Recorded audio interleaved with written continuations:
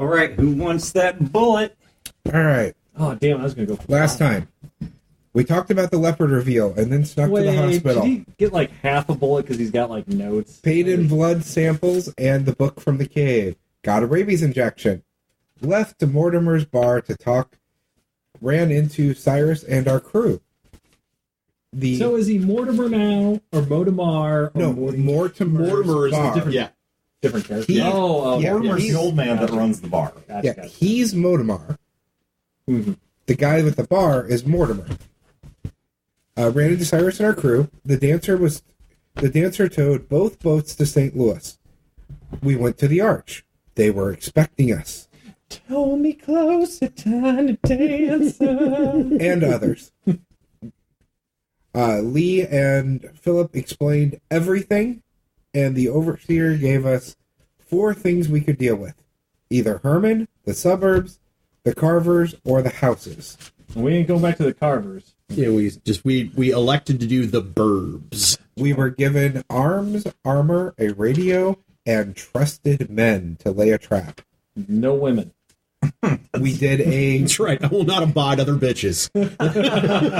We set up a code phrase so we would know that it's really from the overseer. Right. Casey has a beautiful singing voice, and the reply is, "Fuck you, Joe." Fuck you, Joe. Then, Poor as Joe. we ended, Songbird did a flashback, and she knows where something crashed. And then we threw her beads. Wow. I appreciate being objectified. Good. You're welcome for not letting Broder read his notes, because his are like 3 pages long. That's true. For the last game, I'll have you know, 1 page. 1 page. 1 note card. Okay. No notes. So... At all. And Eric's like, fuck you, I didn't even show up today. Yeah. So Eric is not here because there's kind of like a possible flash ice storm. Lava. St. Louis. Another famous St. Louis snowpocalypse. Yeah. We don't get snow. We just get ice. We got a French bread alert. So All right. So Eric is not here. French toast alert. So we'll move along without him. What? Wayne. Oh. All right. So when you guys left off at the very end of the last game, you had your marching orders, and Broker, do you remember what the exact end of the last game was? So I don't remember the exact thing, but I do have something noted here on my notes from last game. Something specifically marked that says I've seen this map before, and memory of it being held with Leopard and Rat. And with Leopard and Rat and Lily's book, they're pointing to where something had crashed in the Carver territory. So they had a map.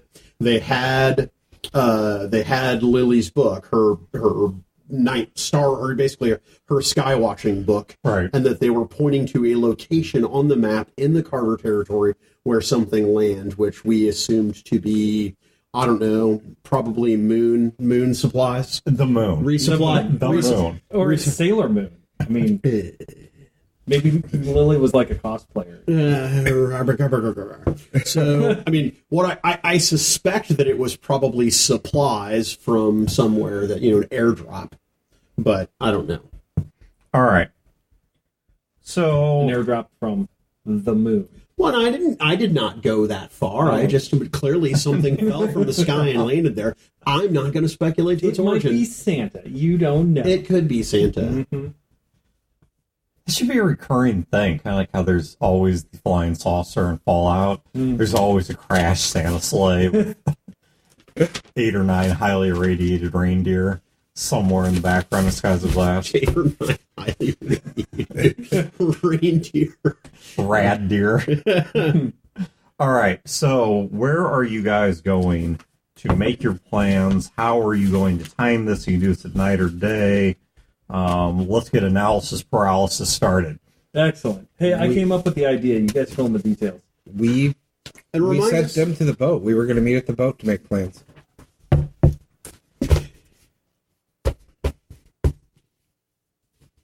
Well, Brodor. Well, hold on a second. Now, first of all, Songbird's not in charge. Second of all, Songbird did indeed go back to the boat to secure Kit. And No one's in charge. to wait for him. No, Lee's in charge. I'm pretty sure that Lee got the hat and Lee's the captain. Lee. That's what I recall. So anyway, I didn't vote for him. all right. So as far as a plan goes, and out of character, do we have a map of the area? Do we have a site picked for this ambush? Do we know how we're luring them there? We haven't even come to tell you about that we're going to do an ambush yet. There you go. Well, then So no, we don't. all right. Then I'm checking my gear. If I am someplace private on the Songbird wasn't boat, at the meeting. No, no. Who all was at the meeting? you and me. Casey wasn't there. I think Casey was there. I think Casey was there. He's yeah. really easy to but he miss. didn't.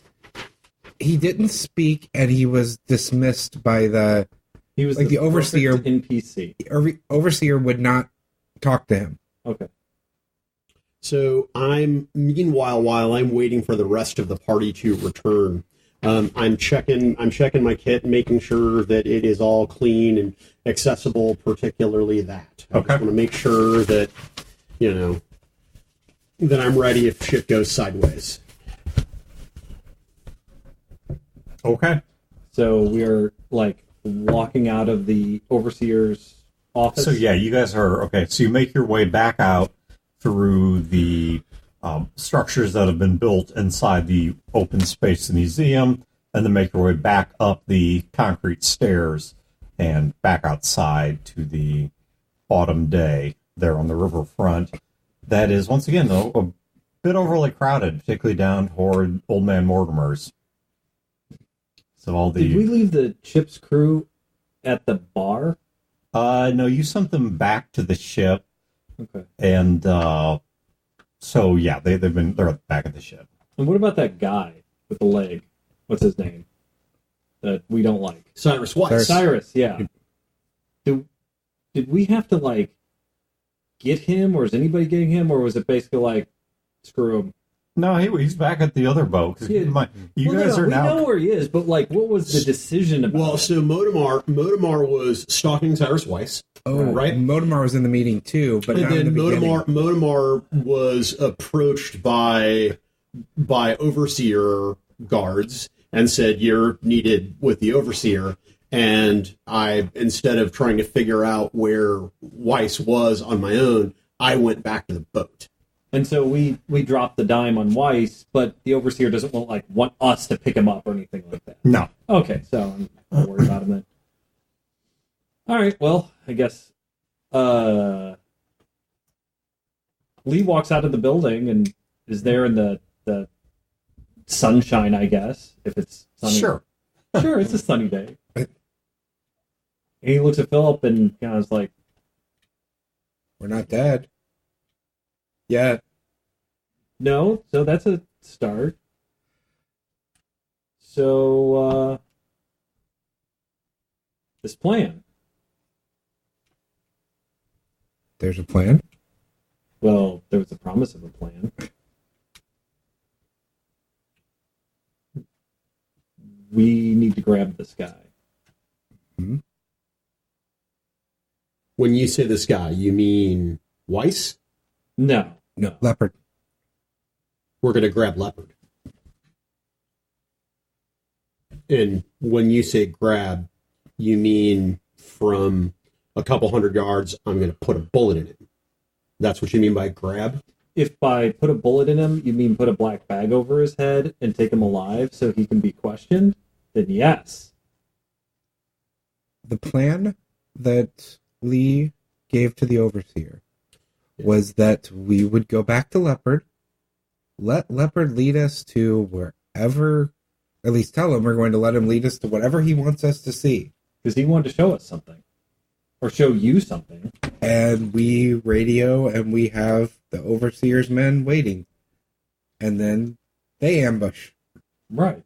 So we're going to tell Leopard, yes, we're interested in seeing what it is that you want to show us. Then somehow sneak away, radio the overseer with, presumably the overseer gave you a radio. Yes. Yes. And then someone's going to sneak away give the location to the overseer, and then they're going to spring a trap so that we can abduct Yes. Leopard. Well, it was a very broad plan. There's a lot of details that need to be filled in. Such as where he's going to take us, how strongly defended it's going to be, if the number of troops and equipment that they have is sufficient to overcome Leopard's troops and capture him without any of us getting killed. That's why we're planning now. Yeah. It wasn't really a plan. Think of it more of as an idea. Conversely, Mm-hmm. we see Leopard, and I shoot him, and then we escape the city. What will that get us in the long run? A dead leopard. What will that get us in the long run? I guess on the boat. No, we're kind of like Okay. meandering Okay. towards the boat, I guess. Oh, no, I'm sorry. I misunderstood. Are we I on thought, the boat? yeah, Oh. you must be back at the boat if I'm in the conversation. Yes, Yeah. let's say Yes, we're back we at were the back boat. on the boat. Okay, you're back at the boat. Okay. Just swaying gently in the minor waves along the shoreline.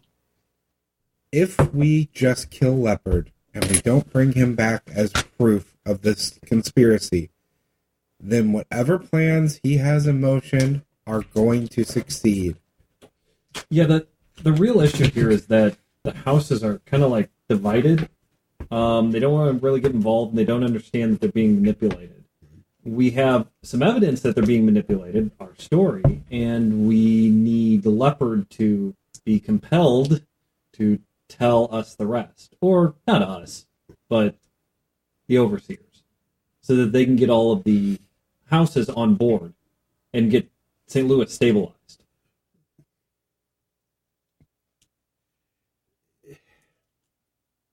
How are they going to make him talk? They have people who are experts in this. I don't know. Horrible things that I can't even imagine. I would assume. Drugs, bribery. The door to the cabin is flung open, and Emily, with bleary red eyes, looks like she may have been crying, stomps out onto the deck. Can I get some damned quiet? No. She's rubbing her forehead.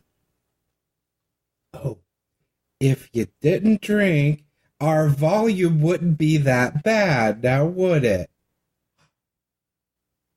Which one of you killed Joe again? Joe was killed by an ist. Who started that fight?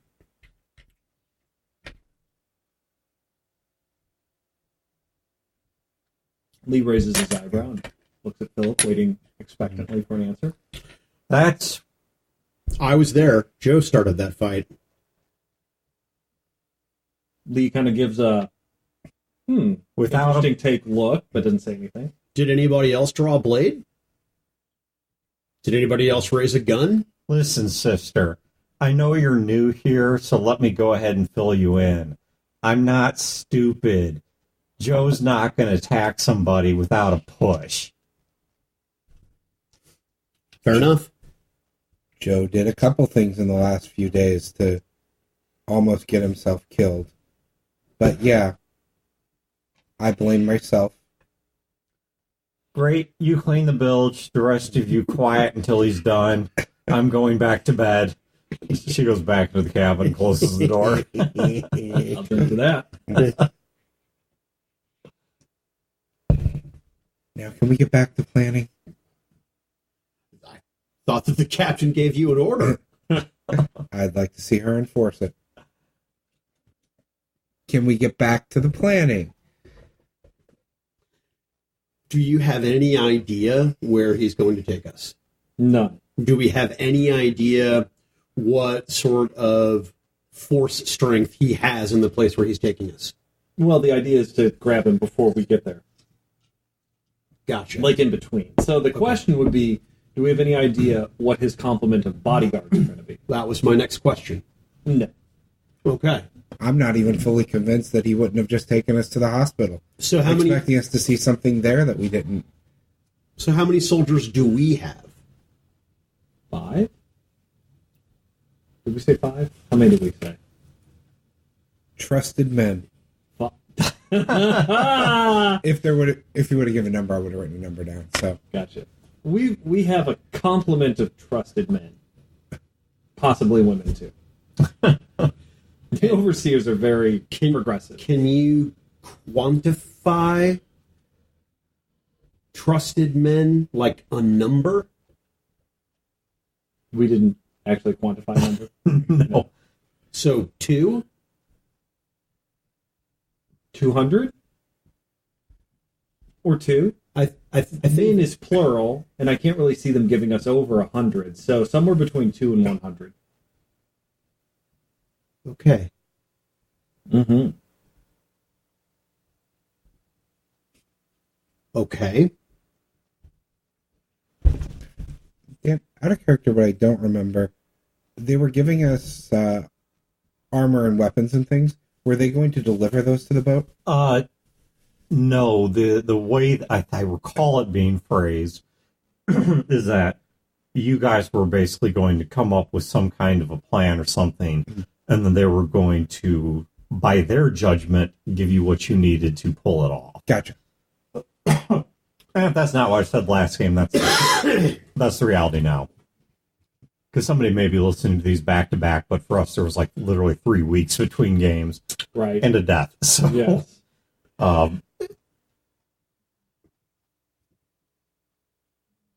Yes. What would you suggest? Well, Shooting him, running away. I've already made my suggestion, and Lee is correct. Shooting him and running away is what I recommend. But now that we're That in doesn't bed work. with the overseer, Yeah, shooting him and running away doesn't work for us because we have names he knows. And we have family that could be punished if we just ran away. okay. Well, So he's screwing up the program. Casey says, actually, Songbird, how do you know that you don't as well? I don't.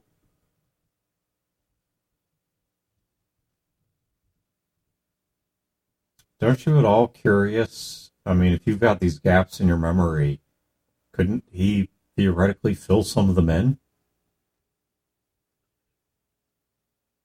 You have a Yes. lot of ingrained fear of what he's doing. I Wouldn't you like to know what you're afraid of? look. I'm not suggesting that we kill him hastily.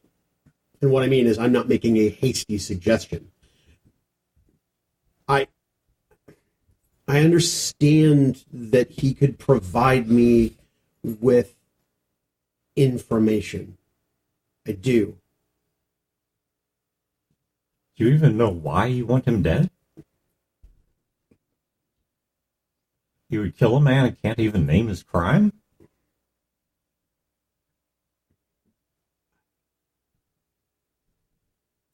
I know that your friend Joe did me a favor when he killed Rat. I feel it in my gut. And I also feel in my gut that the reason why I have this condition that I can't remember things and say words and I stammer is because he and Rat, Leopard and Rat, tried to kill me and failed. I know that Leopard made me do many things that I'm not proud of that I don't want to remember. I also don't believe for 1 minute that any information that he gives willingly or under duress will be honest. Now, if you think that capturing him is the right thing to do because that's what you need to save your friends and your family from the situation, then that is what we'll do. But coming to the city was the wrong idea. letting him live is the wrong idea. But if that's what we're going to do, then that's what we're going to do.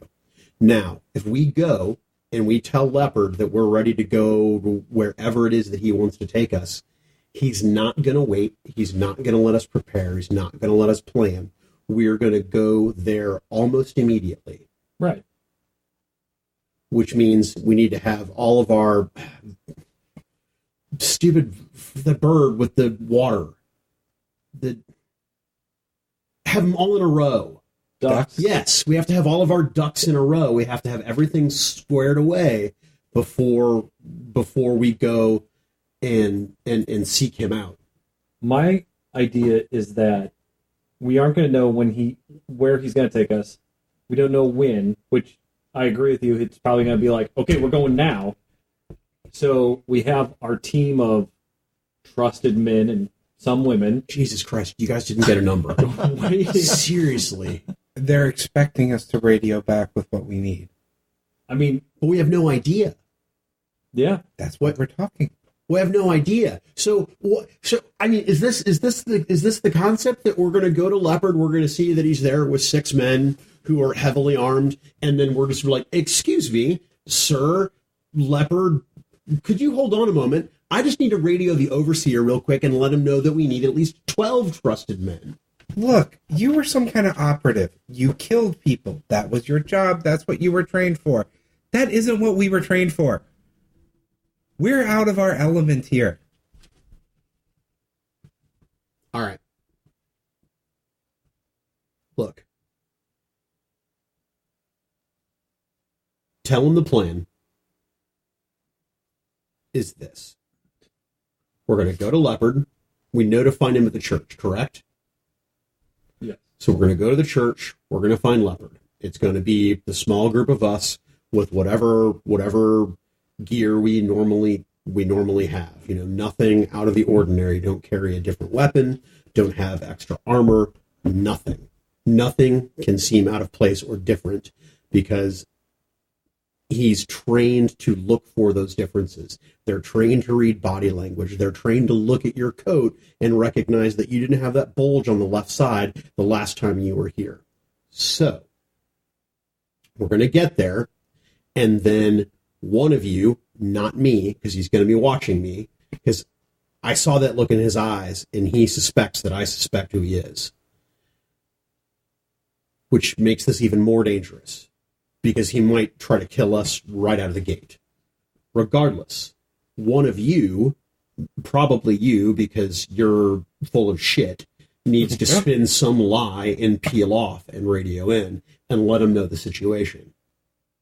And then they, whoever they are, whoever trusted men the overseer is sending, they are going to have to be the ones to make the first move, because we're going to have no idea or way to signal with them that they're actually going to attack. So once we start taking fire or action begins, then we know that it's time for us to respond. But we have to wait for them. We cannot initiate, because we're not going to know where they're going to be at. And you can't be gone long enough to form a proper plan. Well, actually, I have a different idea. Jesus Christ. Lee, I swear to God, if you posit some bullshit and don't weigh in on what you think we should really do and just come up with, here's the other side of the coin, now you guys debate and decide, I'm going to fucking shoot you myself. You think in the small scale. That's not an insult. You think in the immediate survivable scale. There you go. That's what you think. You're thinking the encounter and how we're going to get wiped out, which is great. Someone needs to think of that, because I'm certainly not. Philip, why do I feel like he's trying to not get shot?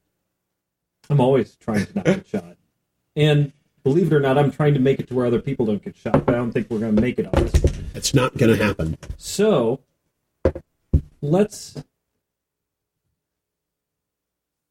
you gave excellent reasons why the plan, as we have it now, is a terrible idea. Which got me thinking, this is a terrible plan. We need an alternative one. But I can't think like you. I don't think on that explosive, small scale, I've just gotten shot, oh my God, sort of level.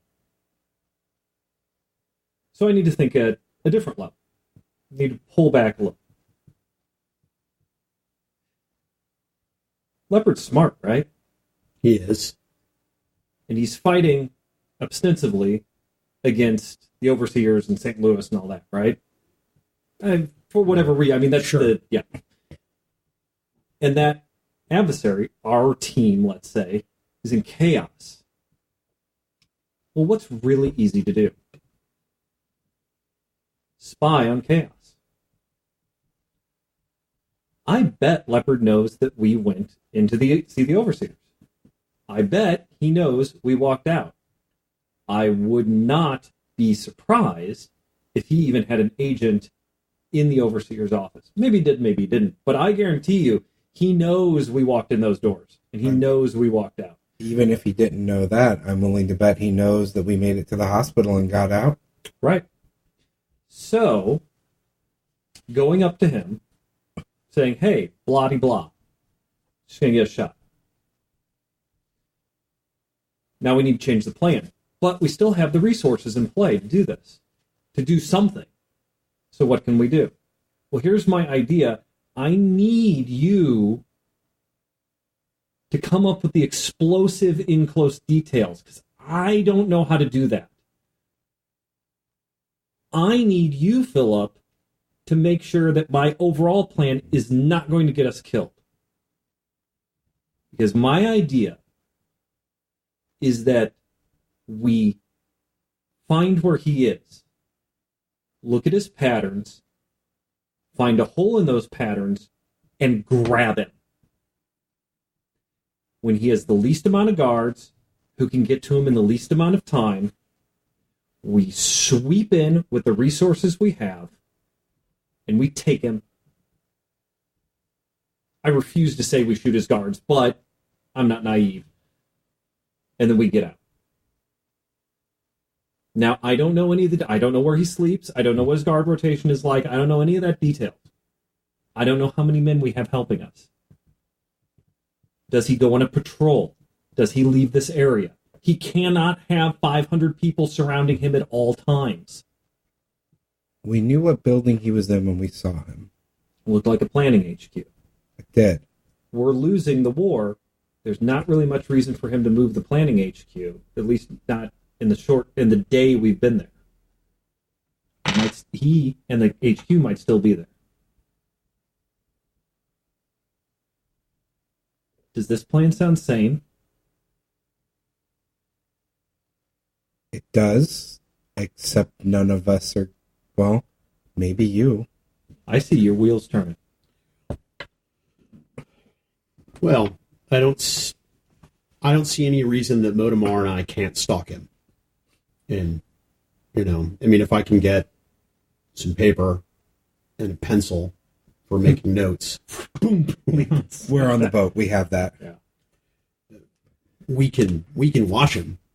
If Modamar and I, well, Modamar's illiterate, isn't he? Yes. But Modamar's cunning. He is. So what we'll need to do is Modamar and I are going to have to operate in shifts.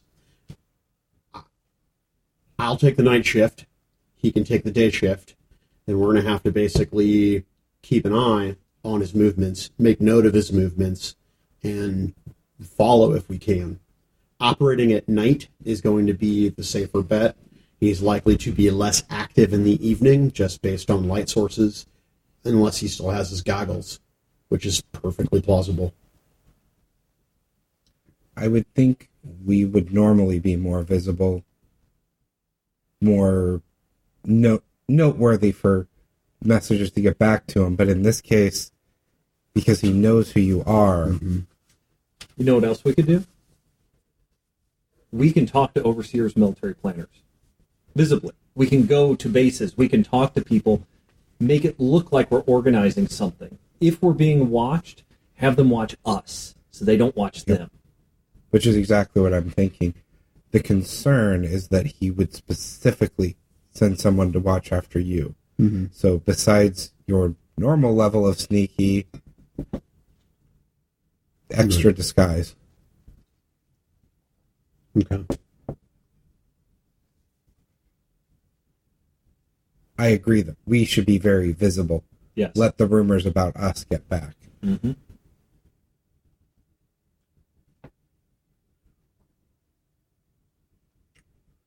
All right.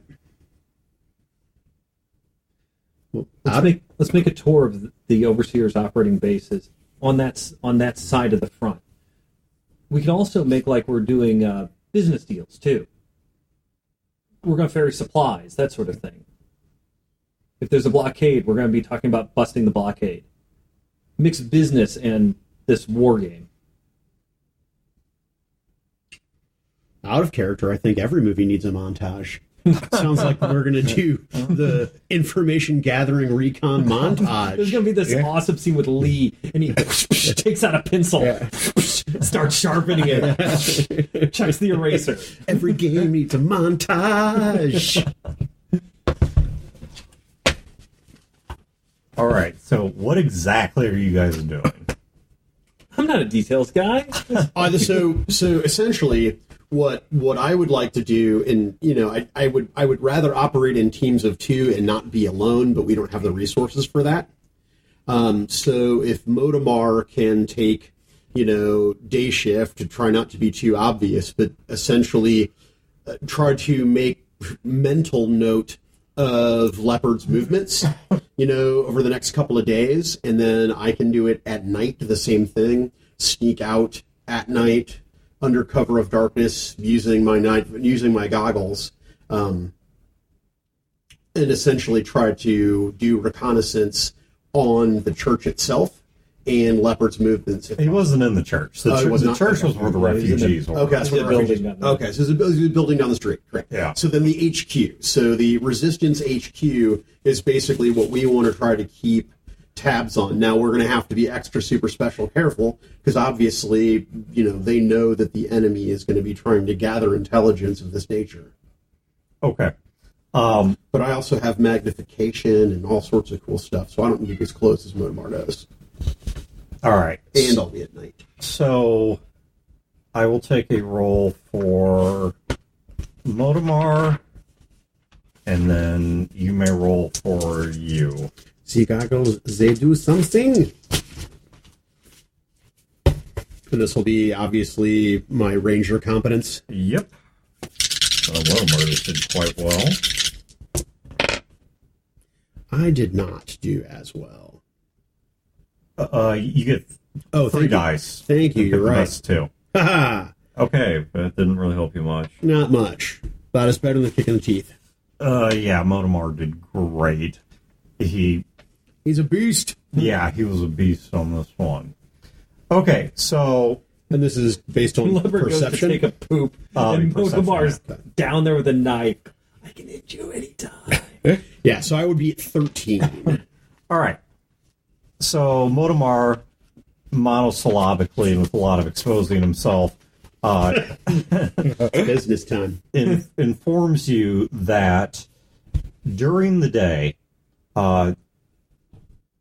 Leopard can be seen outside of the HQ, and he's typically sitting in a small, what looks like a corner park, just down from it a little bit, typically with a single bodyguard and minus his rank pins.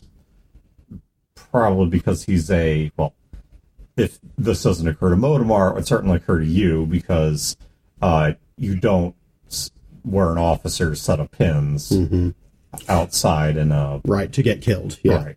So it's just him and one other guy, and he has no idea who this other person is. And he seems to go there fairly frequently. When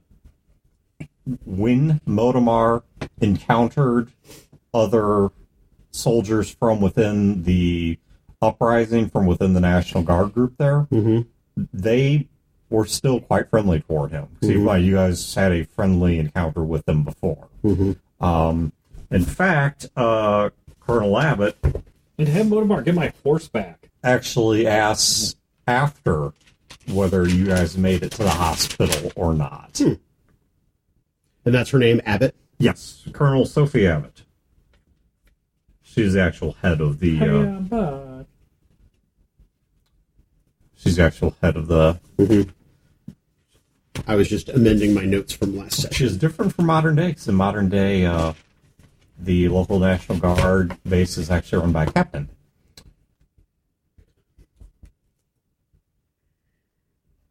I know that's my brother-in-law was the base's XO for a little bit.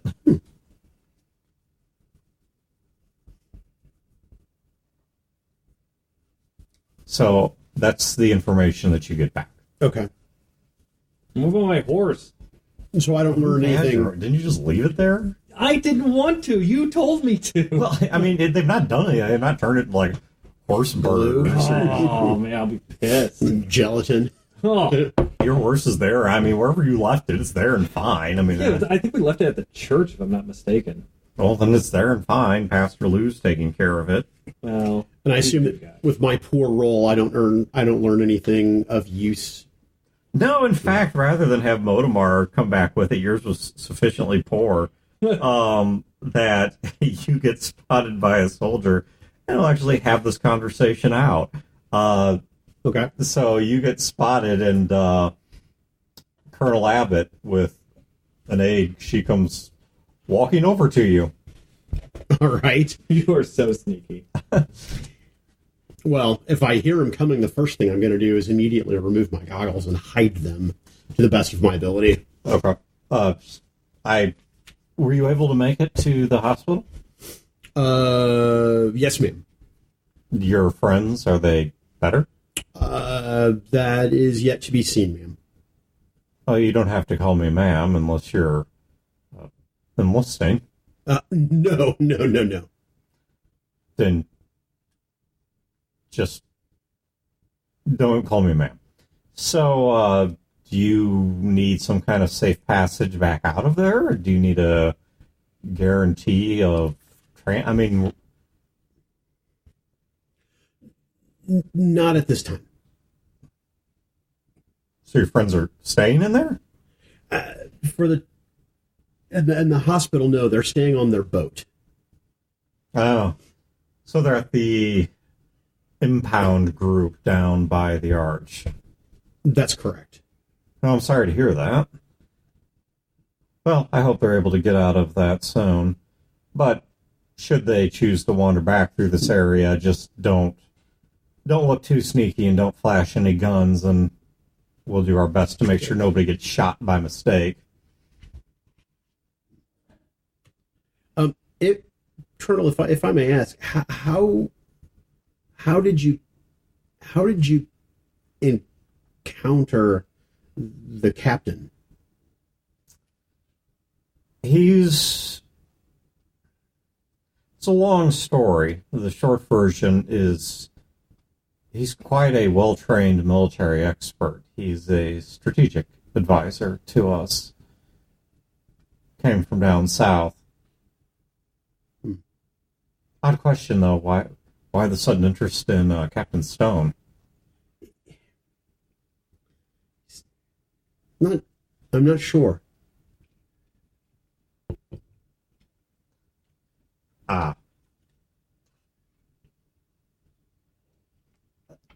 She walks over to a bench and sits down and motions for you to sit next to her. Sweetie, if I have one bit of advice for you, don't get involved with military men, especially not at a time like this.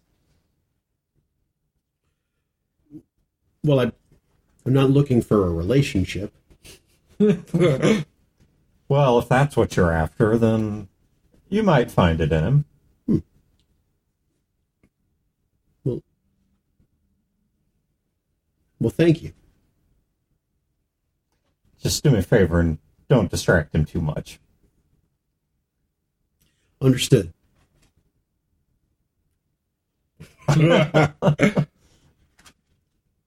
You are really terrible at this.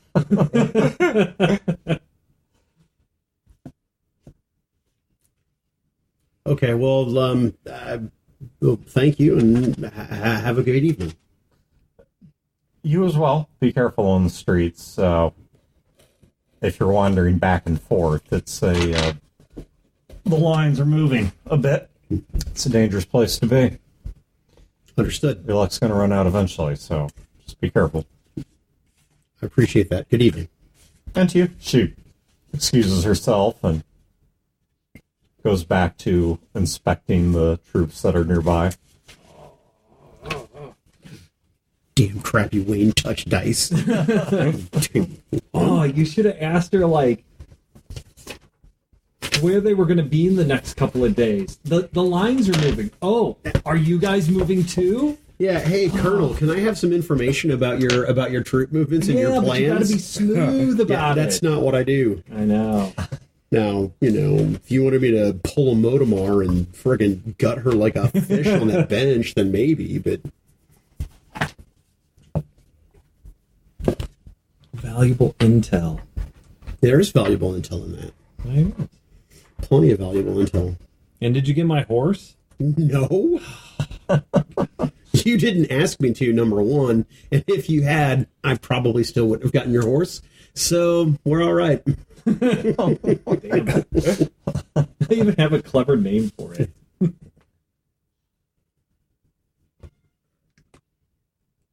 So, what are we doing? We are meowing a lot. He wants them to the basement, or else in the utility room. You want me to open it? Yeah, if you want to open it, let him in, Sure. but don't let the dogs out. Who let the dogs out? Might be Brodo. We want to be visible, and walking around meowing is certainly visible. Bro, you let failed the on both dogs counts. out. You didn't put the cat in, Open the door, let the cat in, and let the don't dogs No, and you said don't let the don't let the dogs dogs out. Come on, dog. The cat didn't go in, and the dogs all came out. He does not get to make any more rolls. No. None. Come on. I know you're not a dog, but Yeah. he's on the landing. I think he doesn't know what to think of Brodor, but He he's doesn't like being away from the dog. yeah. Come here, kitty. There, dog's secured again. Carl's on the cat. Cat's not the cat. Oh my god. It's all good. This house is mayhem. Oh. We're not letting you shoot a gun tonight. Are you kidding? That was about as bad as our plan. Yeah. Yeah. I heard open door, let cat in, let dog out. That's what I And then heard. you pooped yourself. That's what I heard. I have yet to poop myself today. Today. Okay, so Today was a good day. I didn't even poop myself. Okay, so what we're doing, I would say we're walking around, spreading our influence about. Basically, kind of acting like the big men in town. We're trying to make deals. We want to get like where the bases are, where the leadership is, talk to them. okay, so you guys are mingling more socially. Yes. We want to be seen. Okay. And we want to be seen talking to, like, the overseer military. As in, we're doing something. Okay, so you are specifically talking then to the city-states military, not any of the individual house militaries. Yes, I think so. Would it be helpful if we talked to some house militaries, too? I mean, why not? Even if it isn't. Even if there's no logical reason for us to do it. Even that is weird and visible. I would say avoid, Color and... and Holloway. Holloway? Avoid the ones that we think want us dead. Yeah. We'll do that. Okay. In terms of finding out where the bases are, the ones they're willing to talk about are bases of operation that were pre-existent. Yeah. So these are not ones that have been formed recently as part of troop Oh, movements. we don't want to do anything secret. Right. In fact, we want to be seen, and if a place is more likely to be spied on. Yeah, many of them, when you approach them, don't know exactly what to think of you because they don't know who you are, or They don't? They don't know who I am? Oh no, actually, yeah, you're right. That is a trait on your character sheet. Yes. So yeah, they do know who you are. What kind of response does that get you? Not positive. Can I attempt to influence that? To be Yes, you positive? may. All right, so you may give me your. I'll Can let I say my reliability? Because I'm. yes. Okay. And so yes, and That's a 10, 20. okay, you're doing quite fine. People love me. So you get an initially very negative response because of the fact that people, especially in a time of crisis, they see you as having abandoned the flag, so to speak. So, I mean, you're not quite a Benedict Arnold, but you're more of... Right. It's too easy to see you as a deserter or not much of a true believer. And so that's kind of the reception that you get at first. However, using your charm, you are able to sway them that... What do you tell them? Well, if they're saying that we abandoned them, that's the... No, more just you. Just me. Well, that couldn't be further from the truth. I tell them the truth. I tell them that I think that there's a conspiracy and we're being manipulated, and I think it's an outside force. And I didn't know that the city would erupt into this. I knew that there would be problems, but I went and I investigated this conspiracy. What? Okay, well, the question you get asked every time you tell the story is, who? Who is the, like, what conspiracy? Who are we fighting? I say that it is strange people using code names. We don't know who it is, but they're definitely not from here. They're not from part of the machine.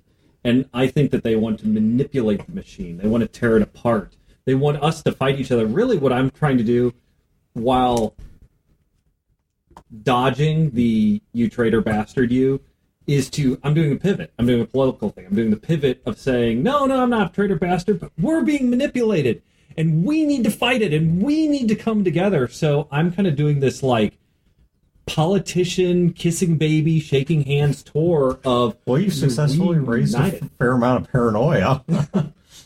Well, good. They should have paranoia. They should be, like, looking out, because they are being manipulated. They didn't have enough paranoia. But it's not paranoia of the other houses. The houses need to come together. And it is the outsider that they should be paranoid of. I think as I'm going with him, he'll give his big story, do the rah-rah speech, and then I'm giving data. Like what? Like the... like the robot from Star Trek. Yes. Yes, I give them all Lieutenant Data. Yeah. No, I give them, afterwards, I show them the gold coins.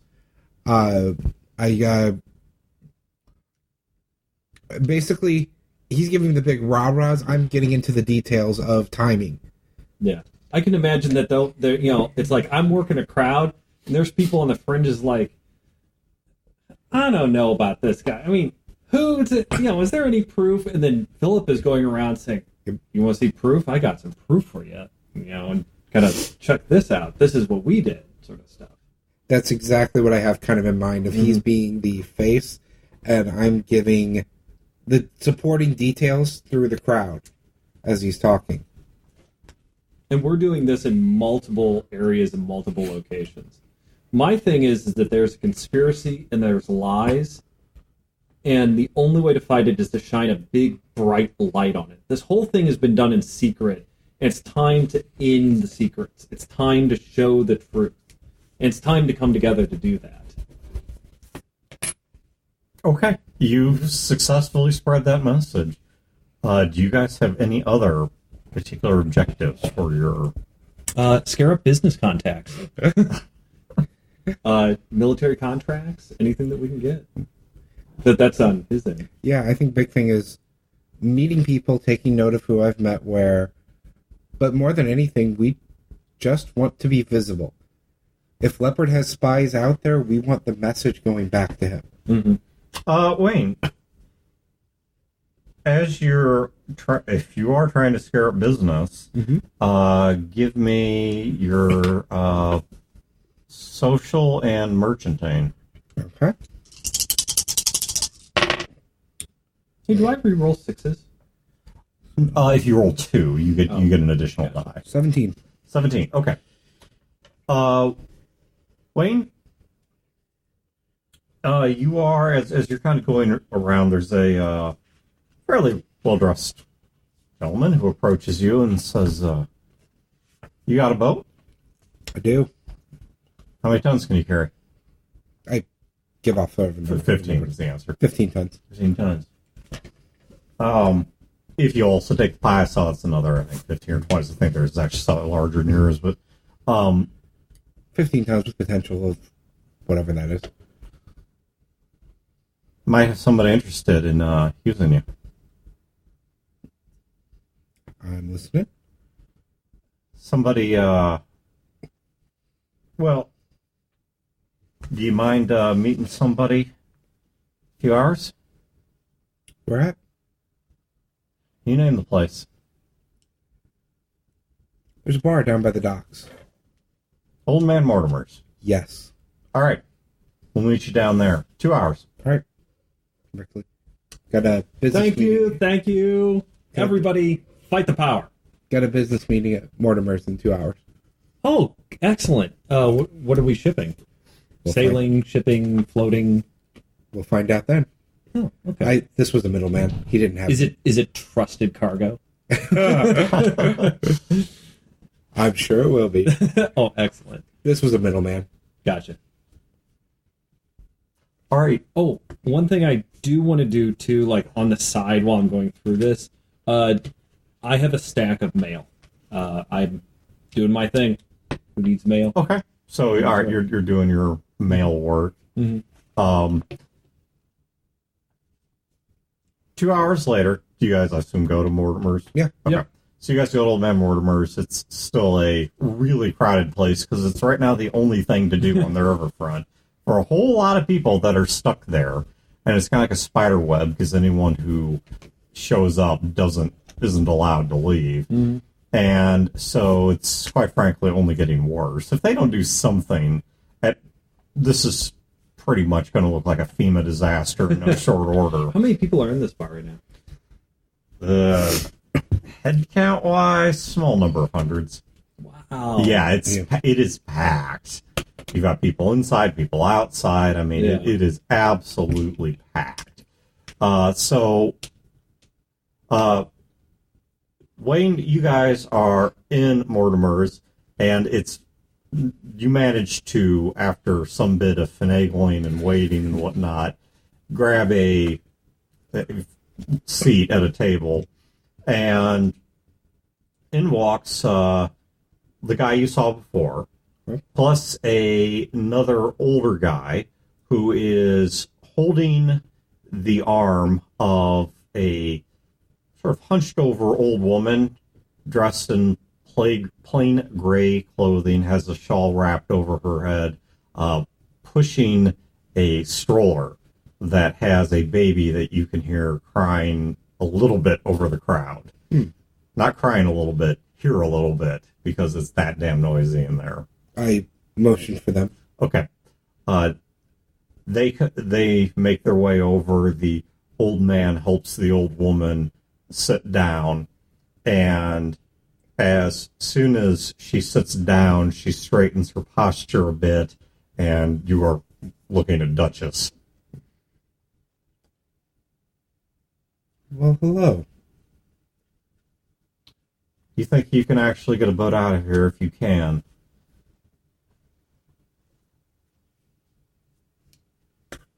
Is the cargo you? No. Oh.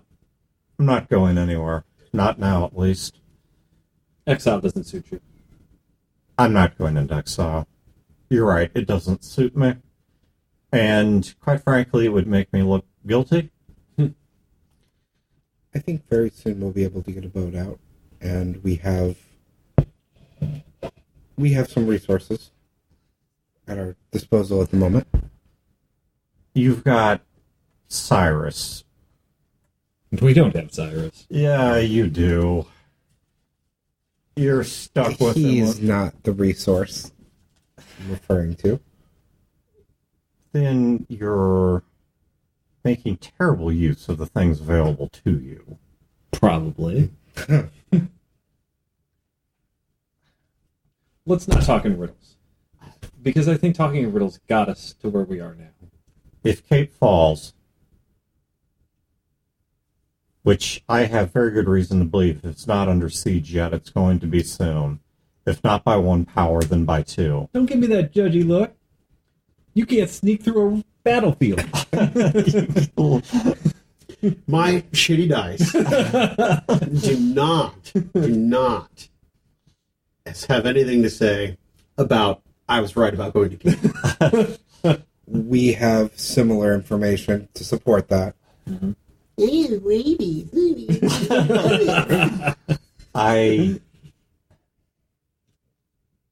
Cape doesn't belong to color. And I'm not trying to make it belong to color. But if that town falls, it's a disaster all the way up the food chain. And so I am prepared as a strategic move to bankroll helping protect it. I would have liked to have gotten Temper's militia down there, but they're otherwise occupied. So I kind of like where they're at myself. I don't doubt you do. But to be honest, it's making the wrong people nervous and not necessarily doing anything productive. And it is a bad move in the long term. How? Military supplies, I want you to move weapons, ammunition. From my knowledge, how right is she? If Cape were to fall, would it be like dominoes? Okay, if yes, by virtue of one thing, or two things. Thing one is Cape in terms of moving northward. If you have a force sufficient to knock over Cape, then you have a force sufficient to make it to the gates of St. Louis. Once you reach the gates of St. Louis, if St. Louis is already boxed in and fighting what may be, depending on how you define it, a civil war, then it's not in a good position to defend itself. Gotcha. And so it's a little bit more complex than that. Someone could do some clever field maneuvers. Or if we could free up our fighter bombers to go drop a couple of bombs on the that would certainly make it a lot harder. It's also, if the winter turns particularly bitter, that would slow things down. But if somebody is able to knock Cape over fairly quickly and then get a fast move toward St. Louis and actually winter where they're fighting, she is, once again, it's a little more complex, but sure. At least in broad strokes, she is correct. Yeah, okay. If Cape can hold out till warmer months and until things in St. Louis calm down, it would do a lot to improve the situation. So what do you need us to ship specifically to Cape? Are we talking guns or money or troops? Guns, ammunition. They have some light field pieces. I need to get them rounds for them. Things they can actually dig in with. That would certainly go a long way towards dealing with the Carver situation. If Cape is under attack by a singular force, the singular force isn't communicating well. Whoever it was that knocked out the caravan from Millard that was supposed to go down there to pick up the end of your shipments, it may have made the overseer, among others, rather nervous about what's going on out there, which might make him do something foolish. But it also left Cape with a glut of food, textiles, the kinds of things that they would need to survive on their own, even under the most difficult situations. We just have to get them the hardware to weather whatever's coming. Also the kind of things that an incoming force could use to replenish itself. Is it daytime or nighttime? I think it's daytime. Yeah, because she was doing the night shift, so it's evening. Okay, so she's out. All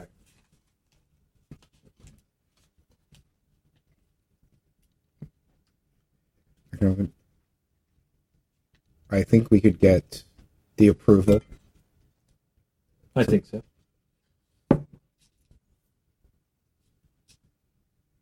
This is paid work.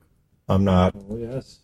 because this is, well, as I said, it's a strategic investment.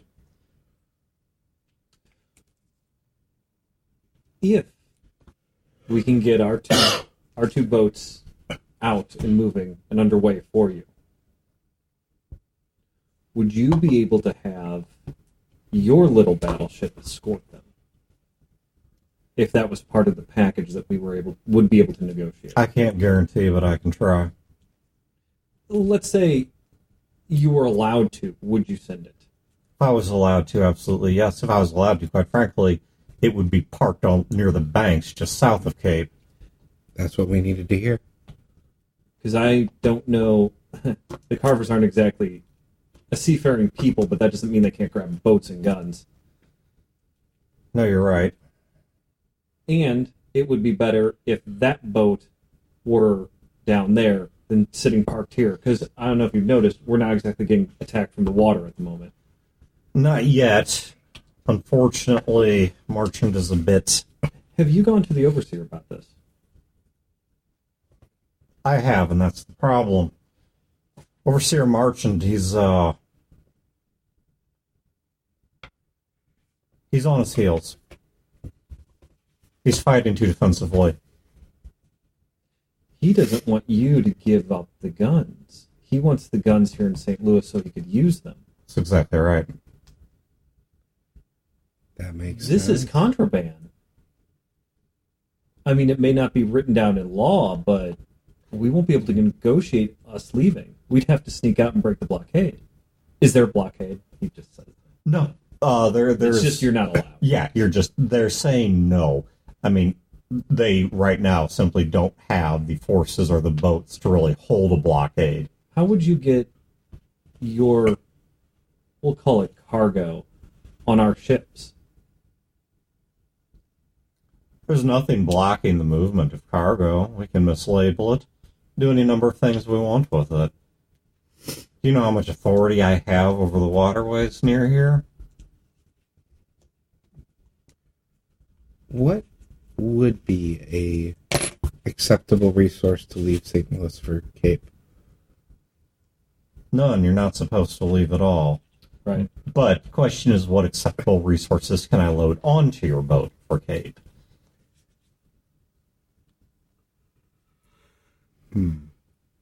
Raw minerals, metals, they'd weigh about the same. My house specializes in machinery. We get all kinds of components like that, and they'd be quite heavy in weight, so box per box, pound for pound, it would look about right. The only thing that you would have to get past is once in a while those planes do an air patrol over the waterways, but as I said, my house specializes in machines. You already know, Lee, who controls the planes. True. And you're just doing this for civic pride? No. If you're trying to get me to... If you're trying to catch me playing the martyr, no. She's doing this for self-preservation. I'm doing this for preservation of an entire system, of which I am a beneficiary. I'm not the only beneficiary, but yes, I am a beneficiary, and I'm not going to tell you otherwise. Have you figured out yet that there's a third party manipulating all of this? It's too well timed to be coincidence.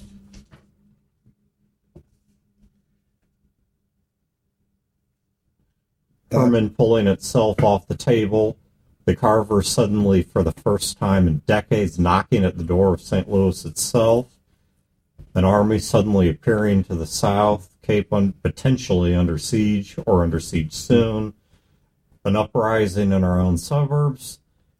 None of this strikes me as just mere coincidence. The strings being pulled around the trial that we were at. You didn't pay anybody to kill their messenger. No. that was done by the third party as well.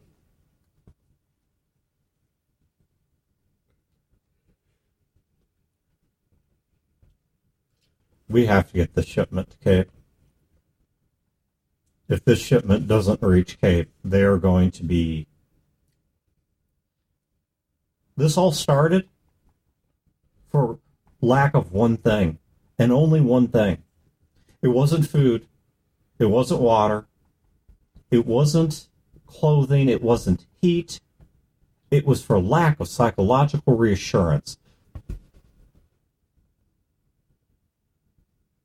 House Holloway failed to get a messenger to Herman to simply tell them they were going to be okay.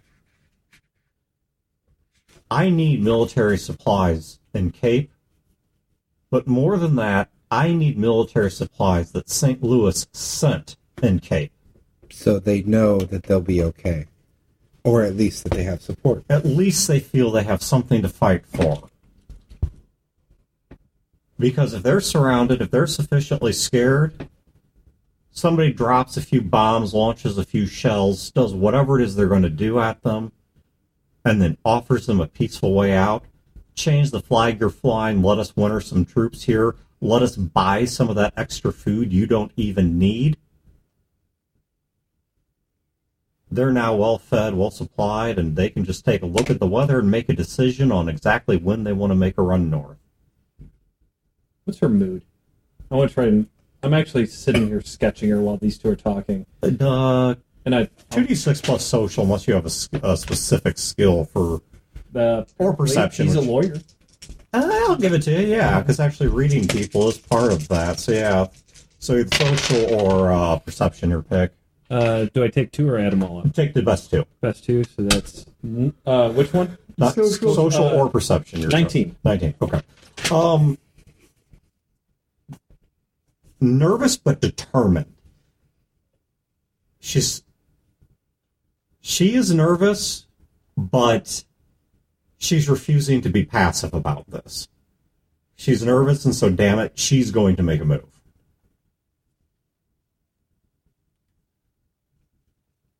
Okay, I look over at Lee.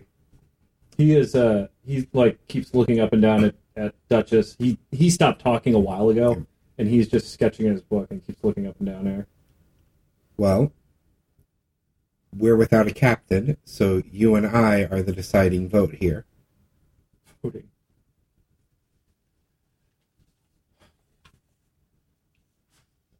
That's funny. According to the dock records, Thomas Barnes' granddaughter is the captain of your boat. She does believe that.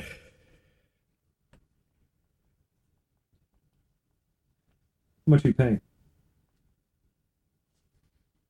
And no swords this time. Straight cash. I've not actually worked out the economy of it, but we'll do it on the group system, and it will be a fair price. So okay. So she's paying well. Yes. Okay. So yeah, she's. We'll do the back and forth of negotiations and things and like that. I've not. I need to work out a translation system of exactly what these are worth, but she'll offer you fair pay, and like I said, we'll handle it with the card system to see what comes out of it. But can we have 1 hour?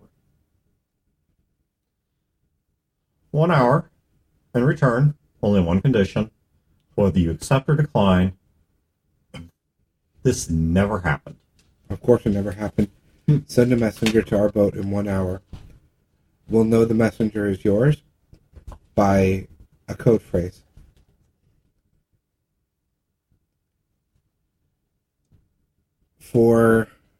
Have your messenger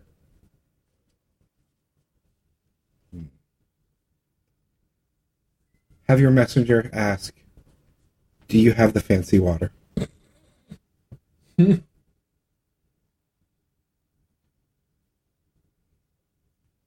Our response will be, no, it rains for free.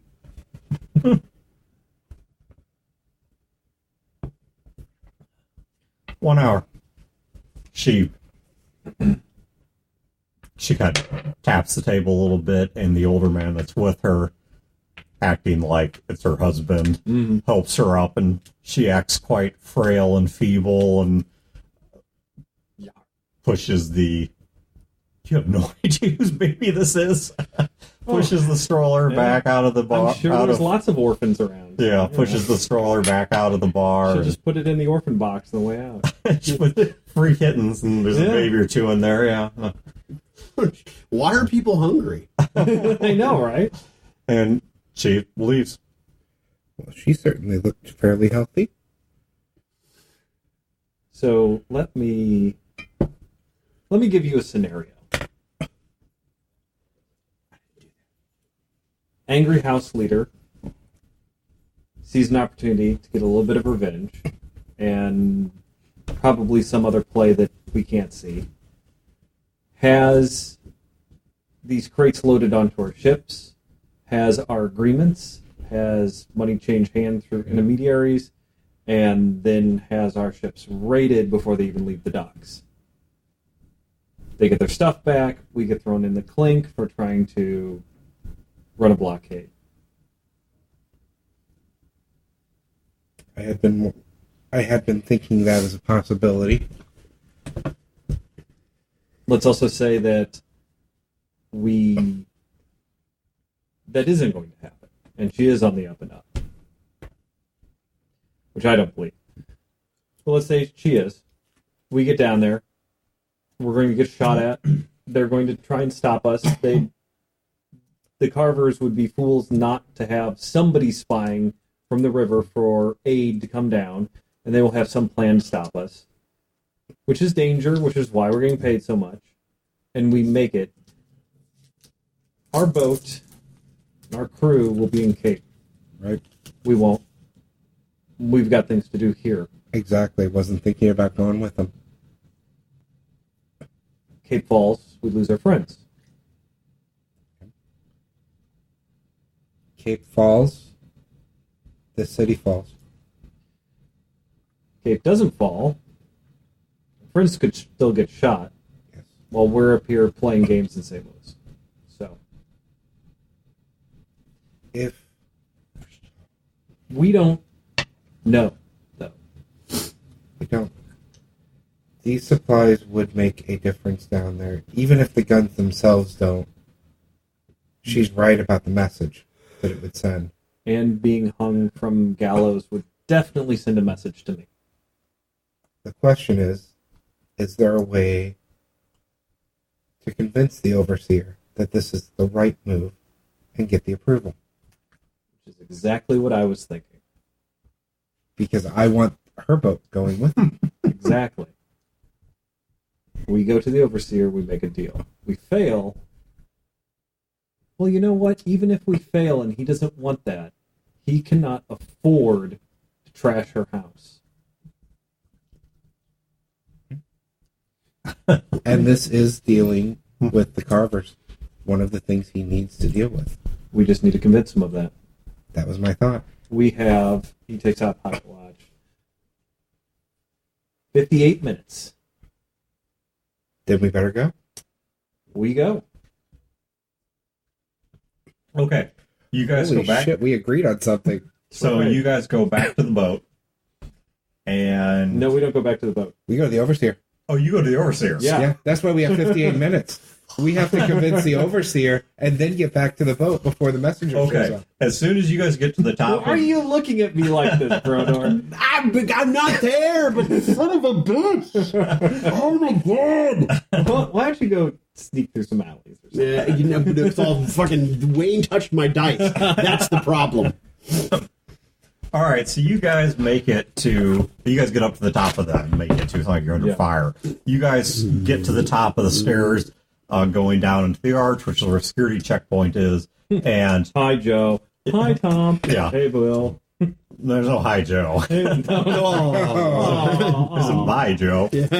Bye, Joe. But no, they recognize you pretty immediately, and under orders, they, without a second thought, they take you guys downstairs. Once you're in the sort of atrium area of it, They do take your weapons. This is us looking conspicuous again, too. Yes, it is. They take your weapons, but then you're taken back into that same room you were in before. The overseer's in there talking to an individual you don't recognize. He dismisses that individual as soon as you guys walk in and has him close the door on his way out. So do you have your plan? Yes. We have a plan that's underway. And we also have another plan that is just as important. And deals with one of your other situations. Oh, which one is that? Cape Girardeau. Well, let's take things in good order then. What's your plan for the first situation? Someone of importance has come to us with a large load of weaponry and ammunition, wants to load it on our 2 boats, sail past your... You don't have a blockade, but the order is not to leave. We'll just call it a blockade because I like saying that. We break your blockade, sail the guns and ammunition down to Cape Girardeau, hand it over to them that they may defend the city against the oncoming onslaught of the Carver clan. Our plan is for you to allow us to do this. Not us. We'll send our crew down while we continue with the main plan. Send the message to Cape that they're not alone, so we don't have a repeat of Herman. And give them the ability to actually fight back and defend themselves and kill a lot of the Carver clan to prevent them from coming up north because their heat's up. What about the other situation? The other situation, we are gathering intel. We should be able to make a move within 2 days. Philip and I have been going around to your military installations, being very highly visible, making business deals, and being generally visible, Being the distraction. while our people work through and try and locate the target. When we locate the target, we're going to go off our original plan, sweep in, grab him, bring him back.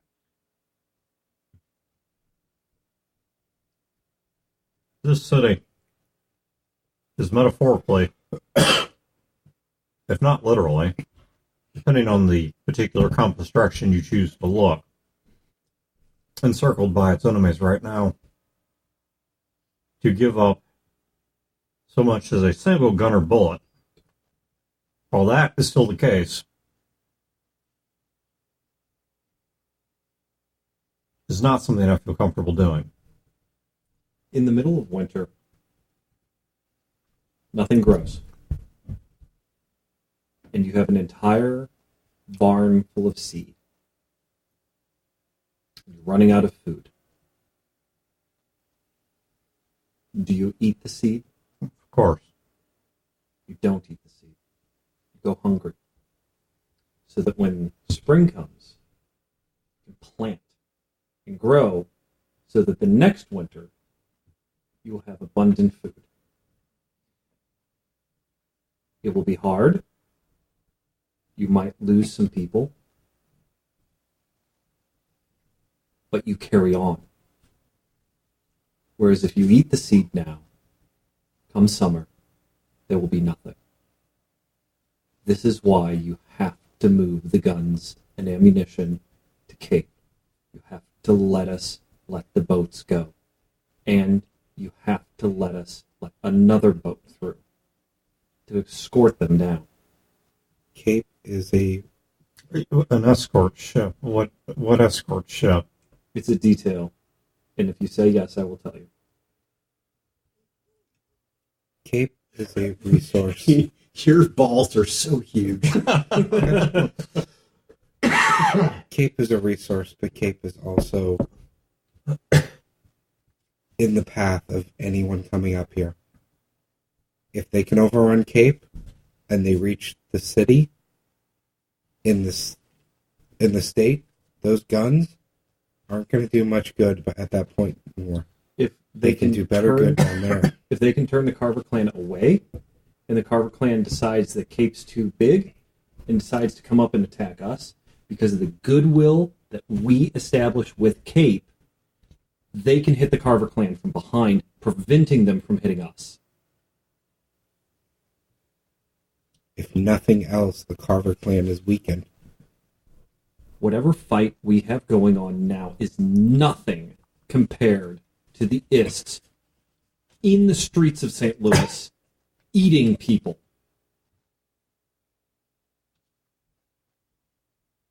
You must let our boats through.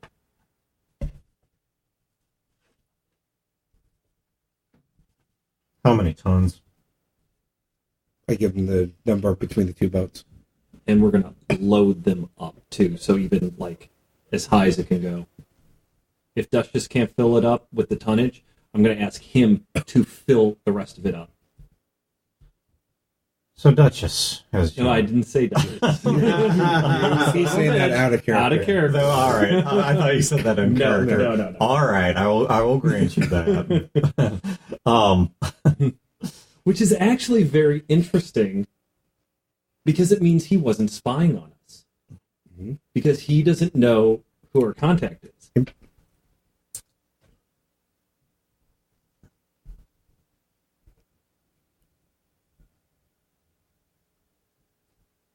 I can't guarantee you anything.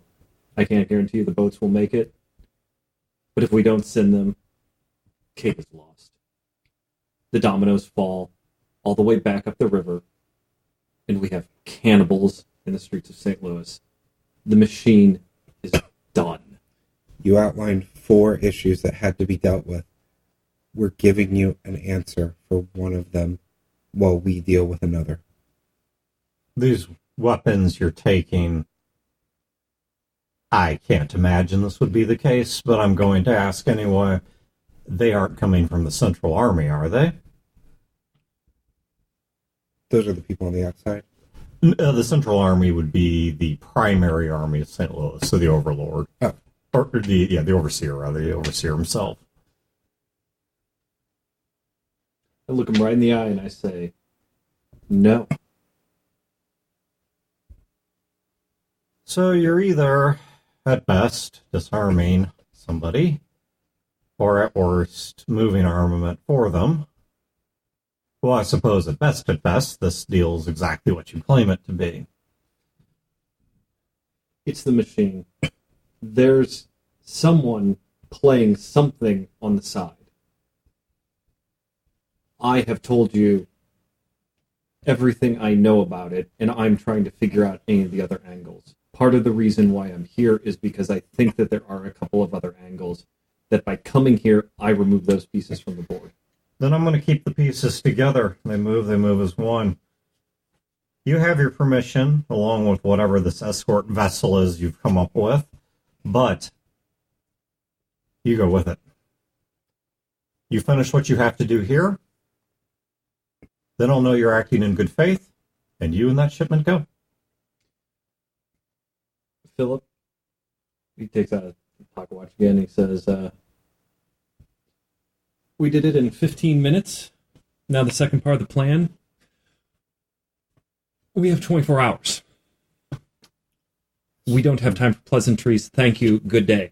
And Philip just flies out the door. Or Philip. Philip better fly out the door. Are you Joe or Philip? I don't know. Well, certainly not Joe, because Philip's breathing in and out.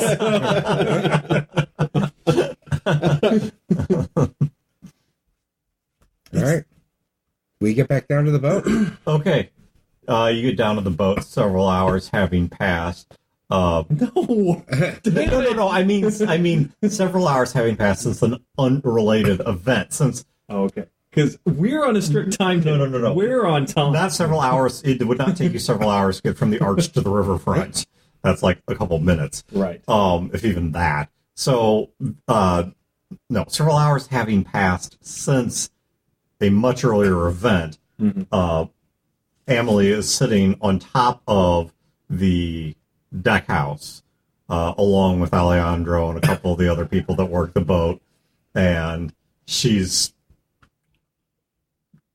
drinking a tankard quite quickly. You're hoping it's not anything alcoholic. Lee comes up the gangplank and says, Emily, do you like guns? She puts her the mug she's drinking out of down, and she slips off the deck house and paces towards you, hands on hips. Are we pirates now? Captain Emily, I got you a cargo and permission to leave. Better yet, we're gun runners. Gun runners. The gun runners. I like the sound of that. From now on, our crew is the gun runners. All right, fellow gun runners. Oh, we're going to stay here while you take these to Cape. No. No. We're going to, and I don't say this out loud. This is out of character, Craig. We're going to do plan A while they're loading this shit up. Ah, gotcha. Because we have to be on the boat. It's part of the deal. So the timetable for the careful, thought out, how we're going to do this sort of thing just got compressed into, well, Songbird's not going to be happy, but Songbird's never happy. I know, right? She needs a hug, man. We leave in 24 hours. Philip and I and Songbird, probably Casey, has got a couple other things to take, and Modamar has got some things to take care of. We have one thing to take care of here before. And, what Lee is telling Emily this, really what he's doing is telling Alejandro, who is standing behind her. Oh, he hears all this. Yeah. He just likes this is sideshow. Right. I mean, he's not going to get involved. One, because he doesn't want to get yelled at by a tween girl. Right. And two, because of the fact that this is all sideshow. Look, he doesn't care who's in charge as long as they're not being stupid. Yeah, and she's not a stupid girl. But really, Alejandro is in charge. But yeah. So Lee is telling Alejandro through the filter of Amber. Yes. But we have something we have to take care of. Some people are going to come. They're going to have a password. And we're going to have an escort. He scribbles something down real quick. And it basically says, yes to the plan, yes to the price, yes, you're bringing your battleship. Okay. And then he hands it to Emily and it says, and what was the password? Do you have the fancy water? No, it rains for free. And I tell her that, and I say, when somebody comes, say that, hand them this. All right, gun runners, hop to. Let's get this ship ready. Maybe we should call them the gun runners when we're underway. Your fucking Emily's gonna be on. The cargo's gonna show up, and she's gonna be drunk and just bellowing, "All right, gun runners, load the cargo! The overseer has given us safe passage." And the cargo's all going to be labeled sprockets. Yeah. So, we need to find Songbird. Yes, we do. Songbird's on the. I mean, so I don't know. I mean, they've been gone. Did you come back after your conversation? After I got busted? Yeah. Okay. So you about this time are making your way. All right. You are visible from the boat. So you're making your way down to the boat. All right. Well, normally Lee would say, someone wake up Modamar, but Lee is going to forget that Modamar exists for a moment? Or is he coming? Okay. We'll just... He fell through a hole in the plot. Yes, he fell through a hole in the plot. He's getting treated for scabies. A hole in the plot. It's like one that, he goes in the hole in the bottom, and then next thing he's just lagging out. Yeah, that's right.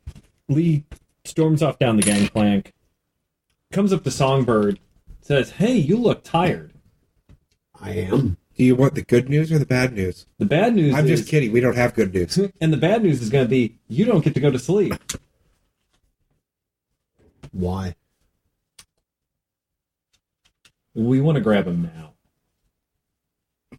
now. What? We have 24 hours. And then we're going to Cape. Well, You probably not going to get much sleep at all. can we at least wait till sunup when we know? Look, I don't know where he's at. Did Modemar report in? Modamar was the day shift. Yeah, Modamar has reported in and has. Modamar has a general idea of where he'll be tomorrow, but we don't know where he's at right now Okay. Why didn't you find him tonight? because I didn't find him. Is he lying to me? No, I'm kidding.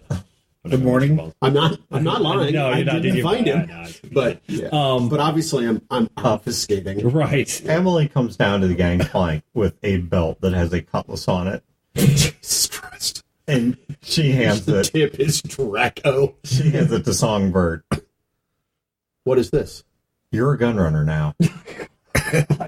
I'm Start acting like it. It's time you grew up and let Lee manipulate you. She does have a very valid point. all right. I'll start buckling on the belt. Permission to speak freely. Yeah, I'm going back up anyway. Say whatever. Yeah, I'm going to have to listen to it. Thanks, Captain. Lee's an asshole. She just keeps walking up. Okay. Here's the deal quickly. I'll explain because he's going to take forever to do it. Walk and talk. Walk and talk. Casey joins you, unless you guys don't want to. Well, no. Can I walk down the I give street him a with? fist bump. I mean, is it all right for me to walk down the street with my rifle? It's post-nuke St. Louis. That's, In the middle of a war zone.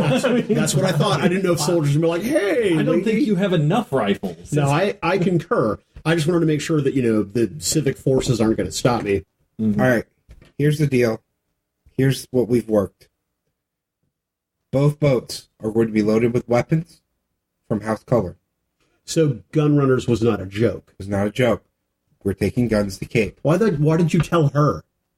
Because when she says it, I point to him. Because when she says it, it sounds like a joke. No one's going to believe it. Hide in plain sight, etc. Right. We're going to be escorted by the Duchess's boat. I don't remember the name offhand. Dancer. We're going to be escorted by the Tiny Dancer. The Tony Danza. What is it? What is a tiny dancer? Tiny Dancer is the Duchess's boat. It's not Tony. No, it is. If you don't let me say The Tiny dancer- I'm saying Tony Danza. The Dancer is the Duchess's boat. The leader of House Color. We are going to be allowed to pass by the Overseer So now we're transporting arms for the machine. to save Cape. And But ultimately yes, St. Louis. And our entire way of life. And it'll probably fuck over Leopard's plans. Oh no, I'm on board. which, I mean, I'm not literally on board, but I'm with which the is plan. why we have to push this up, because that boat, those boats need to go. We need to be on them. So we need to deal with the Leopard situation. We made a deal with the Before we overseer. go. He wants us on the boats to show that we are not just going to run off with the guns. So we're going to go in there blind and not wait until daytime when we at least have an idea where he may be. So remember how I said that like we're the big picture guys, we're not really detail guys, and you're more the detail person? I think we strike in the morning where we know he's going to be. It sounds like a detail. Yeah, and I failed to get any additional details for his evening movements. Sure. Which I would frankly. What time is it right now? Early dark. I mean, it's like one day's worth 8 of o'clock. Yeah, 8 o'clock, 9 o'clock. one day's worth of reconnaissance is not enough to formulate a plausible plan. We need to be on that boat without holes in us at 8 a.m. Well, then we need to do it at night because we need the cover of darkness. Okay. Jesus. Songbird, when we were getting ready to come up to the hospital, he was in a house full of people. He could have kept that door closed. He could have just faded into the back. Mhm. He stuck his head out to say something to you. Modamar says he's sitting with only one other man in a park. Mhm. This guy wants to be found by you. I can't look at it. Well, hell. You think? Why don't we just use you as bait? Huh? Meet him in the park. Walk into enemy territory, say you want to meet him. We'll be shadowing you Okay. with our trusted men and someone. Where did he meet? Where was he? What park bench was he on? Can Modamar tell us reliably? Yeah. All right. So we pen a note. We can have a note delivered right to him. Right. That's exactly what I'm saying. So I pen a note, my handwriting. Meet me at the bench you were at earlier today, Songbird, and then I go. Right. Mhm. Whatever trap we are going to lay, whatever people that you're going to get, whatever reliable men, Trusted men. trusted men, excuse me, yeah, God, forgive me. Whatever trusted men you're going to be getting from the overseer, we need to organize that now. Yes. You guys need to go and get that sorted now, Radio. before I send the note. Yep. They need to be in place. Write your note. We will go and get that stuff now. Does anyone have a pistol? You don't? I don't. I am a pistol. I tell you what, why don't you give me that shotgun so I can put it under my coat? Because I can't go. If he sees my rifle, he's going to be concerned. We can get a pistol here. I That's don't not have a the problem. shotgun anymore. Where's your shotgun? I gave it to the crew to throw overboard. Why? Because I didn't want it anymore. Because it was a useful item in a war-torn world. Because it blew a really good man in half. About right up the middle. We'll get you a pistol. That's not a problem. Jesus Christ, you fucking children. It's the carpenter, not the hammer. When I saw Joe killed, that solidified something in my mind that I had believed for a very long time. I'm not going to kill anyone.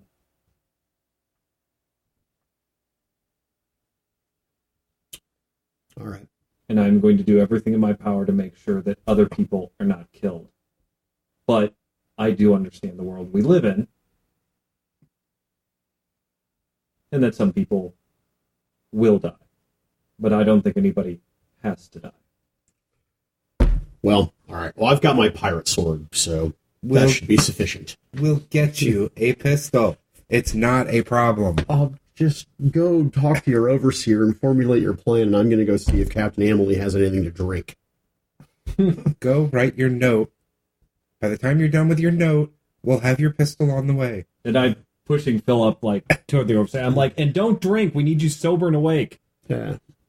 That's it. We have the radio. We don't need to actually go all the way up there. Is that the plan? We reach out with that radio, or Hey, whenever you guys are ready. Yeah. All right. Well, I'm going to go find Captain Emily. Okay. You find Emily. I thought you were supposed to be with the other group.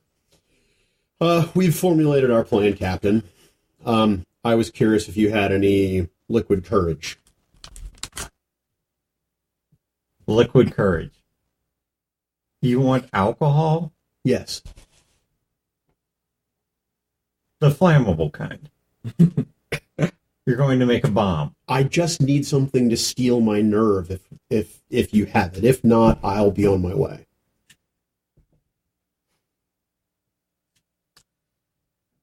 You know, nothing's free. I do literally put my hand, my head, my face in my hands and just start rubbing my forehead. Pops used to have a saying. Yes, he did. Courage isn't steel. It's your own damn balls. So find your balls and go get this guy. You don't need a headache to do that. Oh my god. And she's the only one that knows One. Emily probably never met Pops. Pop's legend lives on, man. I'm an adult, and 1 or 3 shots is not going to give me a headache. If you're not going to give me the alcohol, fine. But by the way, just so you were aware, Philip, and Lee essentially have no intention of abiding by your rules. Philip did not clean the bilge. You fucking narc. Philip did not clean the bilge, and they don't respect your authority as captain of this vessel. Ha! You son of a Just so bitch. you're aware. If that does not reward me with a nip or 2, so be it. I'll be on my way and find my ovaries, which are firmly seated inside me. We wouldn't really talk about the referees.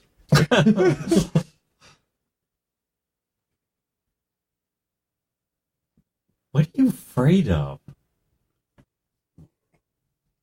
A lot of things. But I don't expect an arrogant, stubborn child to even understand what I'm afraid of. Philip can be a bit dense, but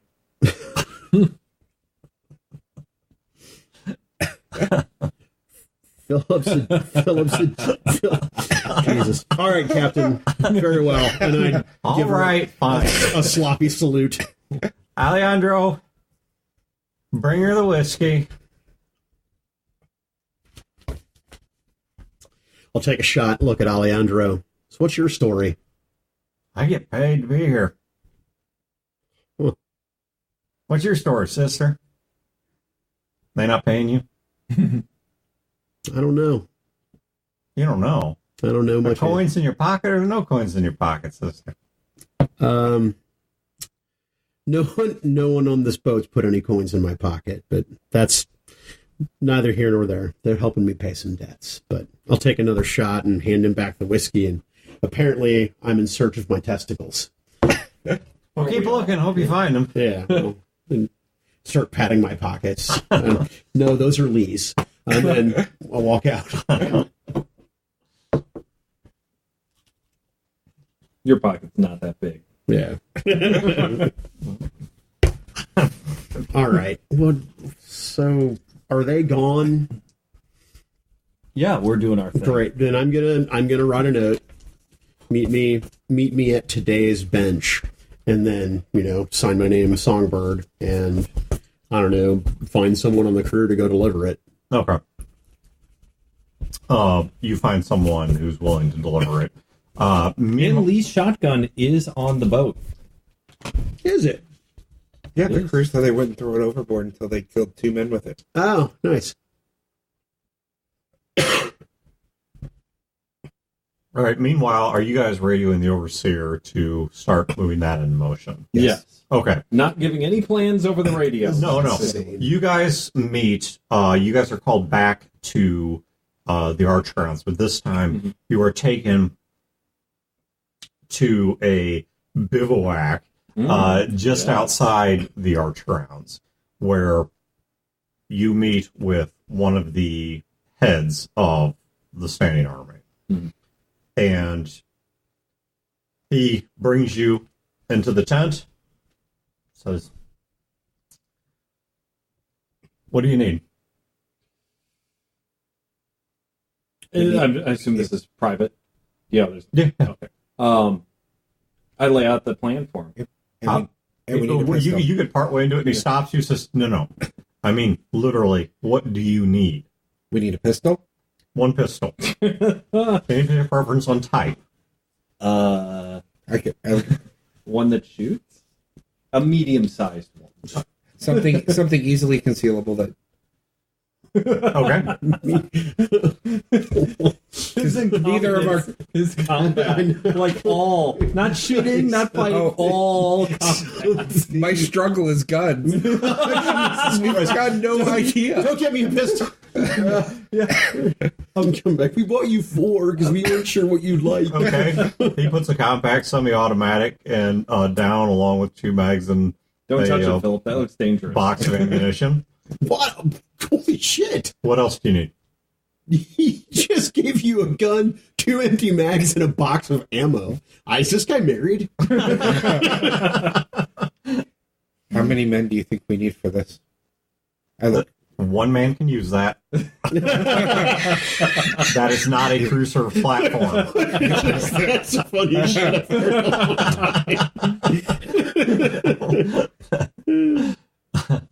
We need 6 well-trained men that can move quickly and quietly. All right. You need Hey, you know what we need?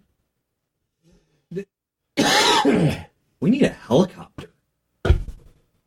that I cannot get you. Why not? We have helicopters. He says we, meaning, the machine. I mean, think about it. We subdue them. Maybe there's a little bit of a firefight, and the helicopter comes in, we throw them in there, and we're out. There's already a plan to get you out of there. Leave that to our side. What do you guys personally need? Myself, I could use a couple of new pencils and a new notebook. He digs around within some of the desks and drawers until he finds some notebooks and pens and pencils that don't appear to be in use and puts them down next to the pistol. Oh, hell yeah. Because I'm not actually going to be there. Oh, because I'm not going to be there. Binoculars. Like field glasses. Nice ones. I know about it. He grabs a pair of binoculars and puts them down. Yes. Do I have to give these back? That's between you and the overseer. But these are, I look at, are these nice? Like nice ones? Nice they're not enough. like- I mean, yeah. They're not it's- like post-apocalyptic, scrapped together. Yeah, Coke yeah. bottles or something. Yeah, exactly. Yeah. Honestly, you're going to be in such a hurry, you're not going to have time to return them. Light, durable body armor. I already have some, thanks. Okay, Wayne.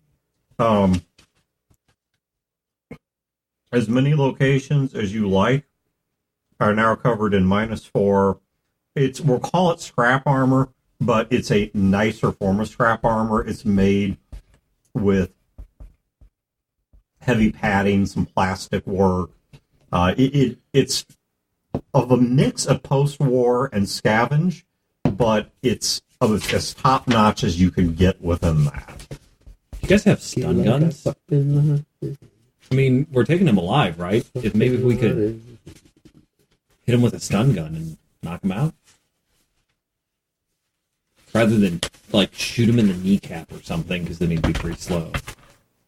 And bleeding. He digs around for a bit and puts taser down. One shot on that. Okay. Okay. This. What do you think? What do you think we need? I don't have any idea what you're going to attempt to do, and I'm not supposed to. Oh. Okay. I mean, you don't work for the bad guys, do you? If I did, would I tell you? The answer would be the same either way. No, I don't. Oh, okay. Well, it's nice to hear anyway. You've done the stupid fireside game about the 2 statues, right? Oh, yeah. Okay. So, This is good. We need to get moving. yeah, I guess.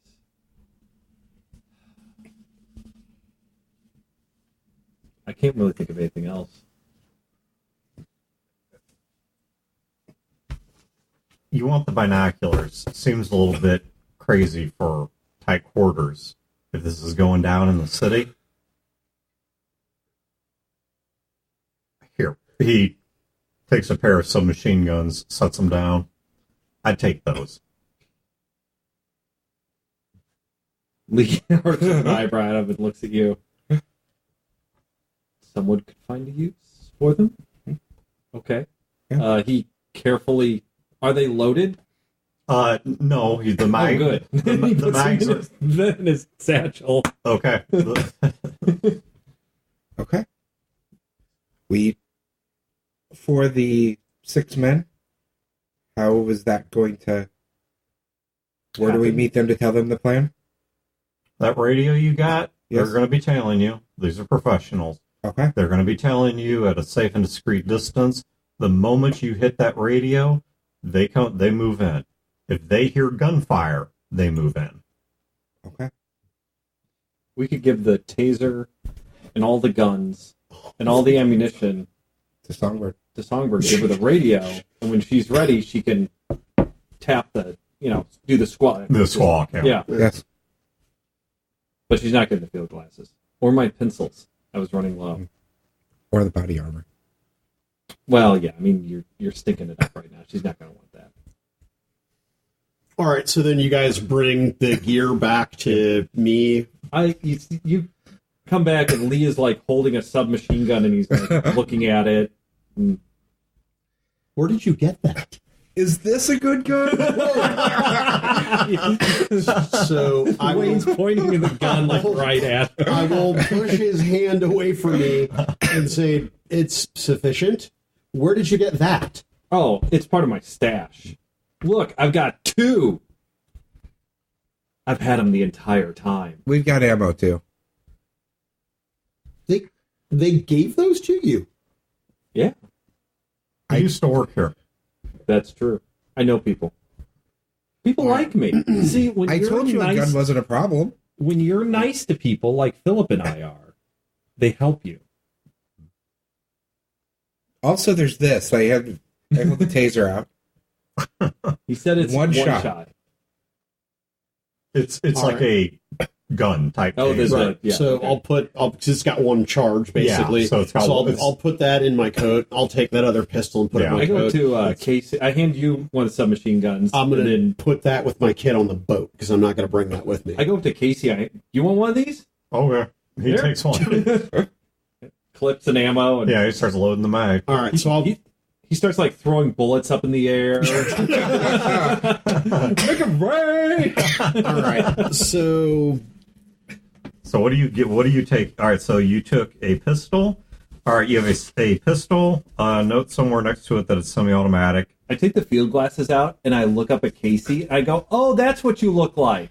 It does 2d6 damage. Ammunition is 9 out of 9.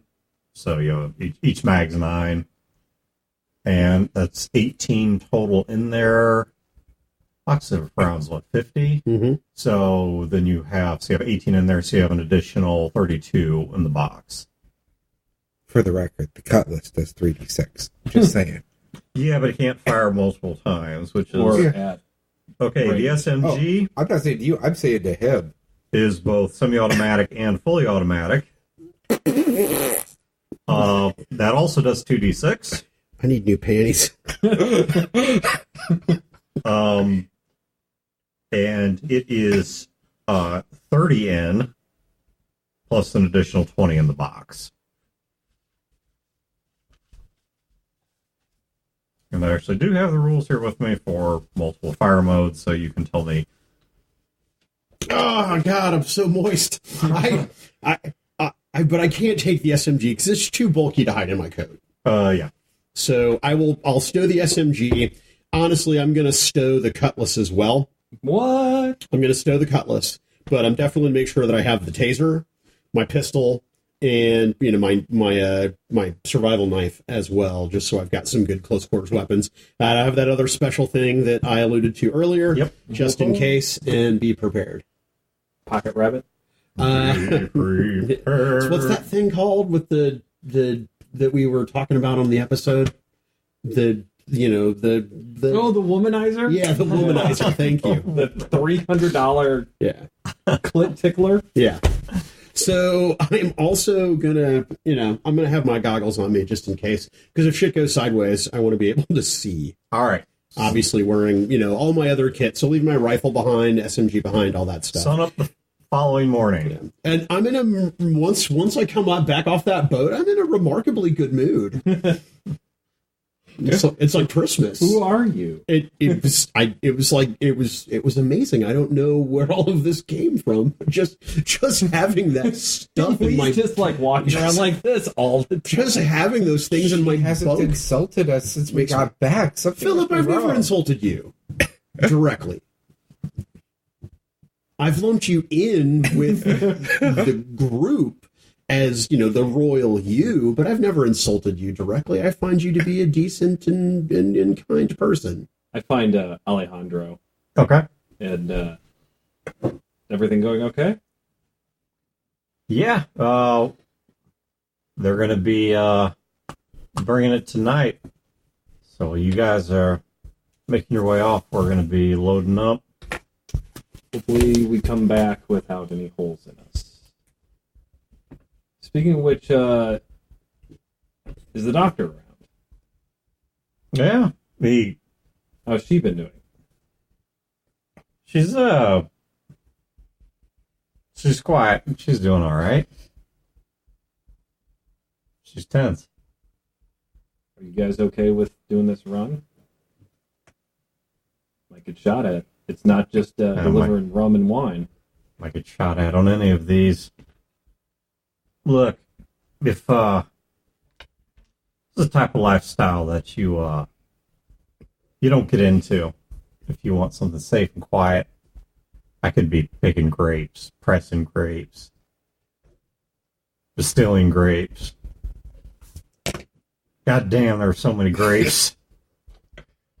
Not a fan. That's why I chose the river. Fair enough. Do you think anybody else in the crew would want out? Nah. Come on, these are the people that sail with Pops. And if they can survive that. What about the other crew, the Piasa?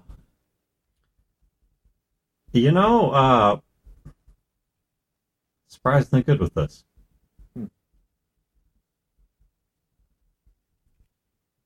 I think being stuck here for a bit's making them antsy. They don't like it. They'd rather move, even if it's kind of an odd deal, than sit here and be stuck up. And what about Silas? Cyrus? He's not complaining. He's been running the numbers. I think he's preparing more to bicker with Philip about the books than anything else. Do you think he's a liability or an asset? Maybe a little both. Aren't we all? I think he's kind of a dumbass. But once you get him on land, I mean, the guy knows the system. He knows what's what. He would be a good compliment to Philip. Philip knows the big picture. He knows a lot of the little details. He's kind of a son of a bitch, though. Yeah, I tell you, maybe this came from years of pushing a pencil in the same book, but he also knows a lot of laundry. He also knows where a lot of the bodies are buried. He, when he heard about the deal, he was able to mention off the top of his head several other people, several other boats done similar things. Details different, but Sure. nothing new under the sun, right? That's what they say. That's right. Well, I have been wanting to get back to Cape. It is a nice little town, and I think we should save it. Have we ever saved anything? Your fiance a virgin? We'll say yes. Well, and there you go. You saved something. That's true. All right. We'll be back in the morning, or we won't. And if we're not back, I will say, we'll say 9. You say fuck it, and you hit the water and you go down to Cape as hard as you can. Yeah, so when she one day gets big, what do we tell Leanne about the whole thing?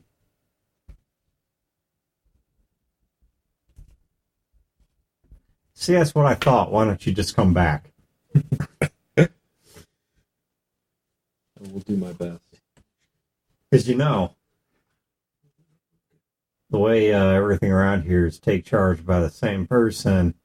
If Philip doesn't come back, Leanne may not have a father, but instead she's going to have a big sister who's going to raise her into twice the hellion she is. There ain't enough whiskey in the world for that. No, sir. He sticks out his hand and goes, I'll see you in the morning. Leander shakes it and says, I'll see you in the morning. He goes off. All right, you guys slip your way south out towards the suburbs.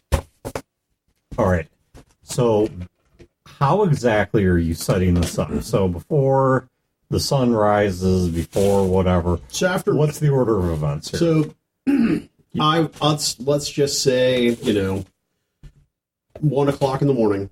Okay. I will. Well, so after midnight, we'll send a runner. Send somebody from the crew with a note to the HQ for Captain Stone. To, Captain Stone. Meet me at your park bench. As soon as possible, Songbird. Okay. And then have them send it. As soon as I send the runner, I'm going to make a beeline for the park. Okay. So I'm going to be waiting for him. But before we send the runner, we should have you guys go to the park and stake it out, because Motomar knows which bench it is. Okay. Does that make sense? And then Yep. you're leaving me with the radio. Yep. So I have the radio and the taser within easy reach inside my coat. I think we will want to be. We want to be far away, but we want to be able to see. Yeah. So when we scope it out, we look for somewhere where we can see with binoculars and Okay. I'll grab one of the. Being out in the suburbs is glasses. lower, like you're not going to get a really high vantage point. Are you guys looking for something up in a building? Are you looking for something more like down in the bushes? I'm thinking something up in the building. I was thinking in a building. Okay, are you two together, or are you two at separate angles? Might as well be together. Separate would be better, and we wouldn't think of that. So together, yeah. Yeah, Great. Okay. because I was going to think of the same thing. Yeah. We wouldn't think of that. I really wish that Eric were here so that Motomar would be close by. Because, Well, Casey is still. Yeah. So excellent. Casey can lurk. How close do you want him? Do you want him bodyguard close? Do you want him? No, I want him shouting distance close. Okay, couple rounds, maybe a round or two of running to get to me close. Okay.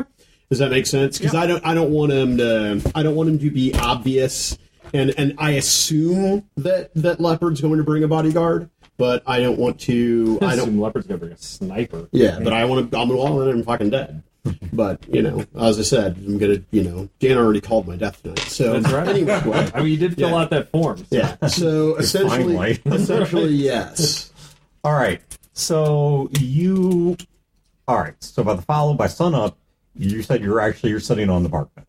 No. So I'm gonna after midnight, and I'm gonna tell him to meet me in the park as soon as possible. Oh, as soon as possible. Yeah, so I want it to happen in the cover of darkness, because if we are going to rendition him, then I want the cover of darkness to do that. And don't give him time to plan. Right. Okay. You're near the. So you're. And our trusted men are set up. Yes. Yeah. They radio that they are nearby and prepared. Okay. All right. So you go down to the park, and you are not there long at all before you hear footfalls coming up the street toward you, and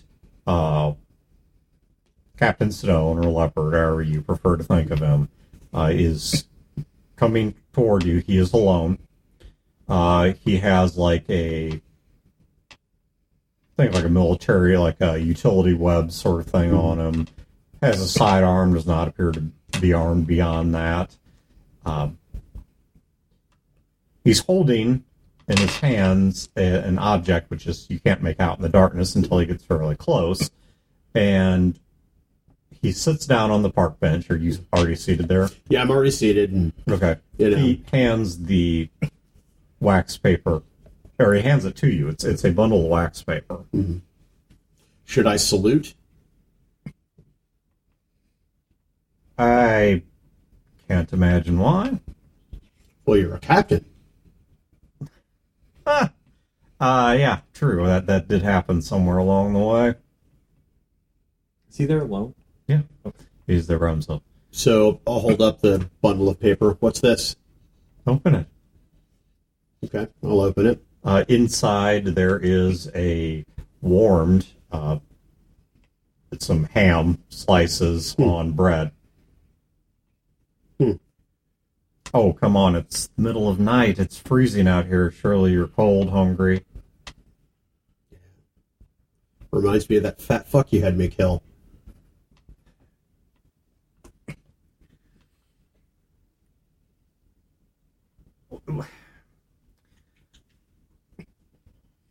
Oh, come now. We're not barbarians. Aren't you going to eat? What's in it? Ham. I'm not.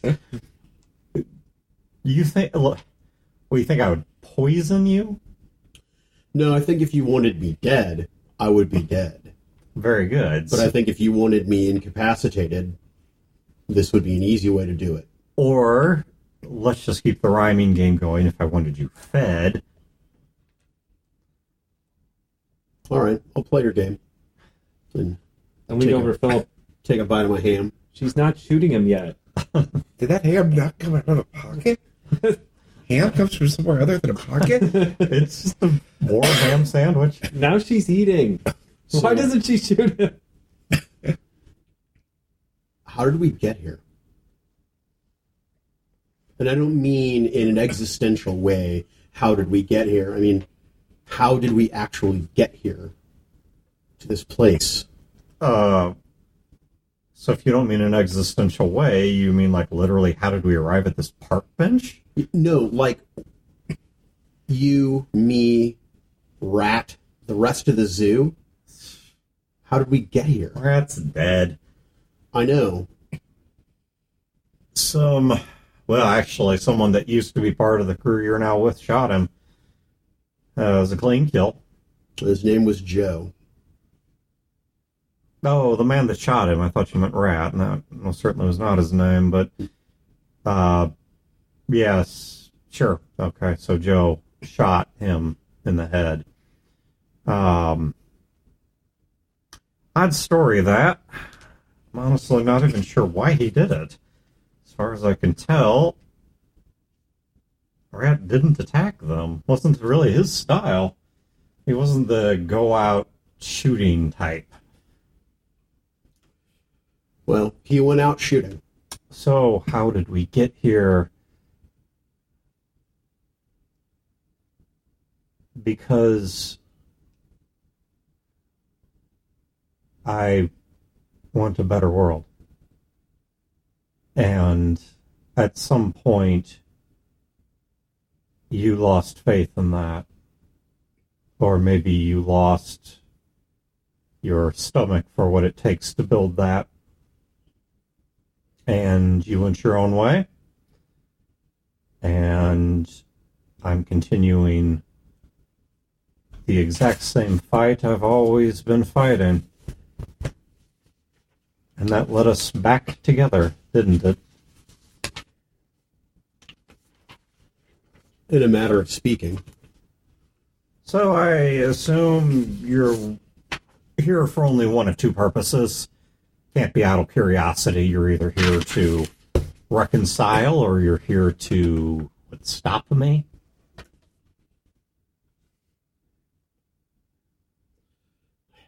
I don't remember much of anything.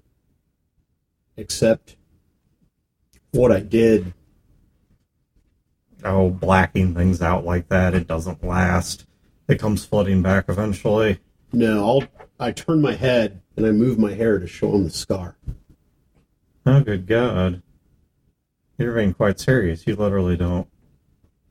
He kind of touches his own head where that scar is, like trying to imagine it. And he's like, you really don't remember? Did you do this? No. Did Rat do this? Yeah. Yeah, he did. Why?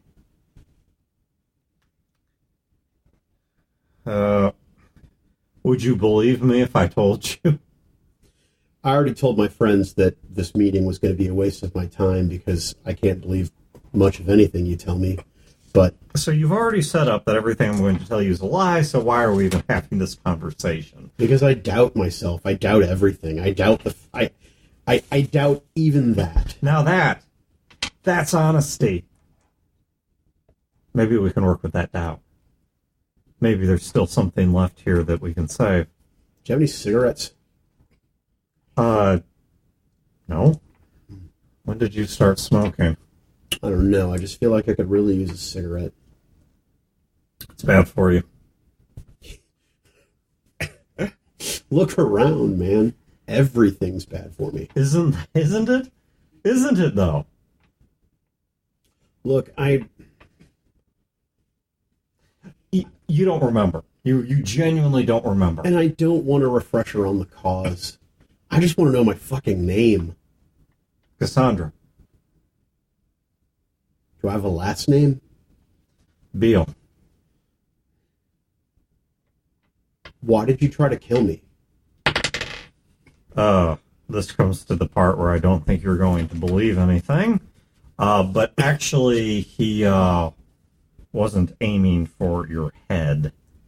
He was actually aiming about a foot to the right of your head. It was supposed to be a warning shot. He was trying to scare you.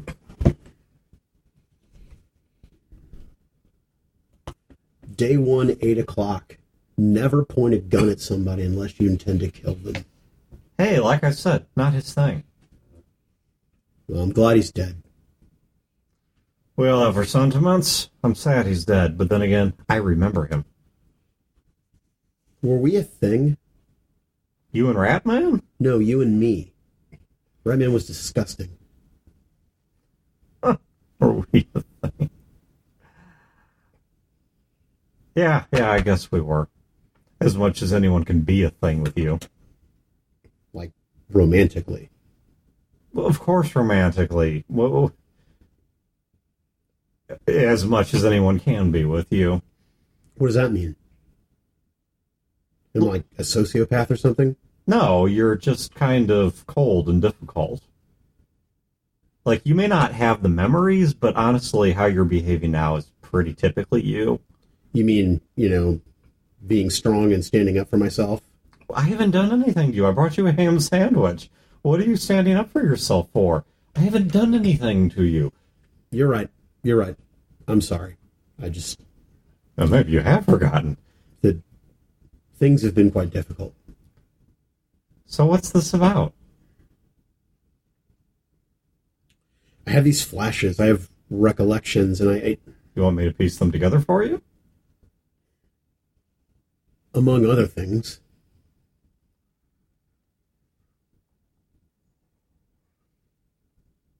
What were we looking for? What landed in the Carver clan's territory? What was in that woman Lily's book?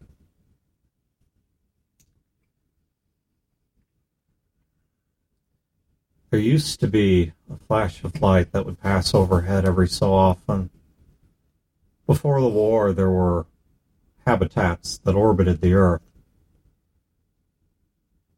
If you go back, many of us were once part of one of those. There was more than one. Are you saying that we came from space? Some of the older ones of us did, yes. Did I come from space? Too young. You were born here. Did Rat come from space? Yes. And no. Where to start? So, those things needed a lot of support. They couldn't exactly exist on their own. it created a politic because you had to find someone that had the resources to give you. I mean, out here people fight over land and trees. Oh, no. It's such simpler things. Air. The very ability to exist in anything approaching habitation. We fought for it for a while because, quite frankly, it seemed better than coming down here, but eventually just wasn't tenable anymore. We abandoned, we came down here, and this place is a shithole. It is an absolute fucking mess. Look around you. We have a unique opportunity to hit the reset button. And God damn it, if there aren't just but a few things standing in the way. I need to understand so many things, and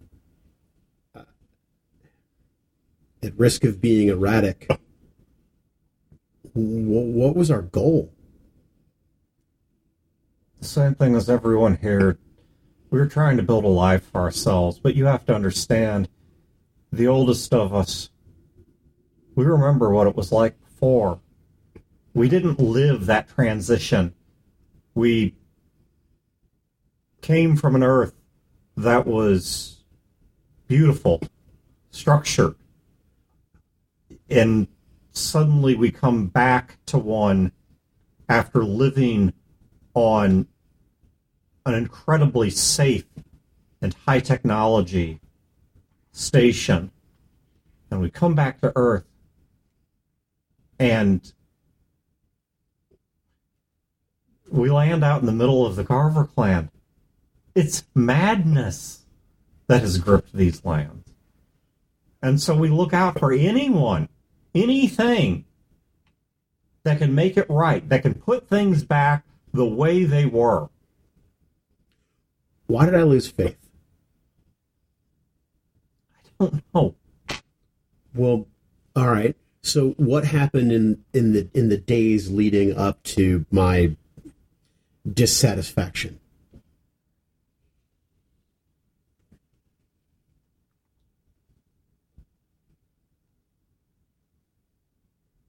I think you lost the stomach for what had to be done.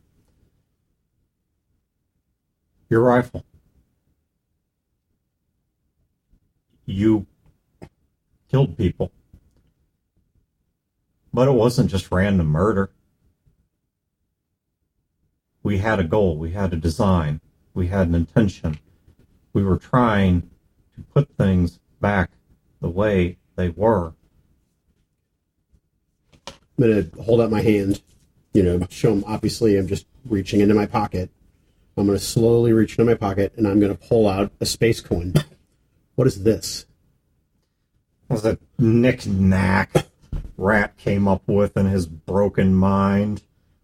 Way of trying to monetize his... It's a currency. It's a fiat currency he came up with. It was a way of monetizing what he had. Because people didn't always recognize its value. And he knew that was one of his struggles from the start, is that he had to somehow be able to physically demonstrate his value. Because what's information worth? Right. And so he pegged it to something. He gave it its own monetary system. He sold it. He bought it. Their dead captain joke apparently called them space coins. No, they were made here. They're nothing half so interesting. They're old metal slugs. Came from places like electrical plants. I don't know where he got them exactly. How old are you? How old am I? Young enough to have been born up there, barely remember it. Lived most of my life down here. If you're looking for an exact number, I'm 46. Okay. What landed?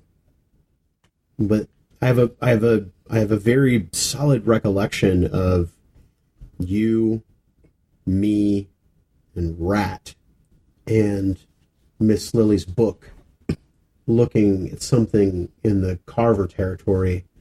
But this was long. What landed there? Look, I want to make this work, but let's be honest with each other here, you didn't exactly leave under the best of circumstances, so I'm not about to start tipping my hand now. Fair enough. I've asked one question that I've not gotten an answer to, all the while answering several. Remind me, what question? What is this about? What are you here for? To be honest with you, I don't know. I think you do know. Well, I want answers, and my friends need answers, and they need your help. Who are your friends? Joe's crew. What kind of help do they need? Yeah, and you're right. Friends is the wrong word. They need you to provide information. They need information. No, they don't need information. Information, it's a middle step to something else. Where is the farm is because you need food. What do they need? All this to stop. Ah, me too. So where are your men? All over the place. Yeah, that's what I figured. There's not enough of us. There's just not enough of us to look. All right. Let me try this again from the top.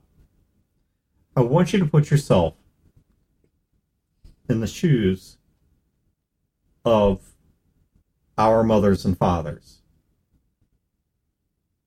They left an earth. Some of them freely came back and forth between an earth. That wasn't ruin. Were these buildings, they had lights, they had windows, there were children playing in the streets, kicking balls back and forth, there was medication, there was education.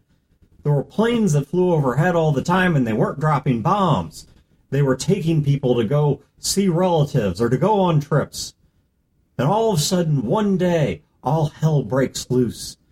We watch cities blink and then go dark and stay dark. I'm going to put both my hands on my coat, feigning that I'm cold. We try to hold out as long as we can. We try to start reaching, is there anybody left down here? Continuity of government, they called it. There was a plan in place to keep the American government running in an event like this. Surely there was somebody running from city to city, bringing order, putting it all back together. There was always supposed to be a plan for this, going back to the very invention of the atomic bomb, back to the 1950s. They had plans that if this went wrong, this is how the government would continue. This is how things would get passed off from person to person, that eventually somebody would show up, and for all the terror and all the devastation, somebody would have a plan to put it back together. Lee hands Philip the spyglasses and said, I think it's about to happen. I can't watch. And he turns his back and walks. Somebody was supposed to start planting the crops again and start policing again and start putting roofs back on houses and start reestablishing power and communications and all these things. And it would be a long and ugly process, but those that were left would pull themselves out. And you know what we found instead? We found one military base that had all but taken over its neighboring city and walled off a section of Florida. A place I'm not sure you could even find on a map, and locked themselves away with all of that, with what was left. So do you have operatives there? Seems to me that would be the place to start. No. And yes. It's not the place to start. It's the place to restart. But you see, in order to restart it, we first have to, not completely, but end it. Because what's necessary to make it all work again is locked away in there. The people, the technology, the infrastructure, the know-how. It's all locked away in there. But you know what? They're not willing to help anyone. They stay locked away in there. They watch. They fly patrols. They keep an eye on things. I'm sure they have someone every day preparing a notebook to hand to a mayor or governor or president or whatever the hell they have, telling them exactly what's going on out here. But do you know what they do about it? Nothing. Absolutely fucking nothing. You knew I wasn't going to kill you. Actually, I didn't.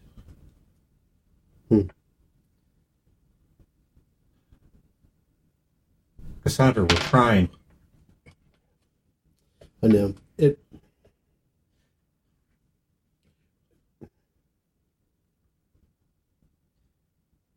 There's something you didn't understand once before, and maybe you'll understand this time. Before people are willing to change something, they have to be made uncomfortable. Before people are going to move to the next thing, they have to lose faith in the thing that they have. Mm-hmm. To teach a child to swim, you have to make them let go of the edge of the pool. I guess that's what happened to me.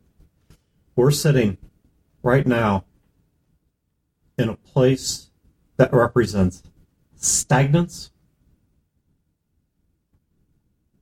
and just the worst form of oligarchy and plutocracy that anyone could imagine. This is a lateral move. Maybe even a lateral move that goes up a little bit. But this is not a move forward. There are people out there that believe the way that we believe. People down here, by numbers you wouldn't imagine, that believe the way that I believe, that you used to believe, that are willing to fight for that. If your friends want a better way, if they want a way forward, then tell them to come with us. Now I remember what happened.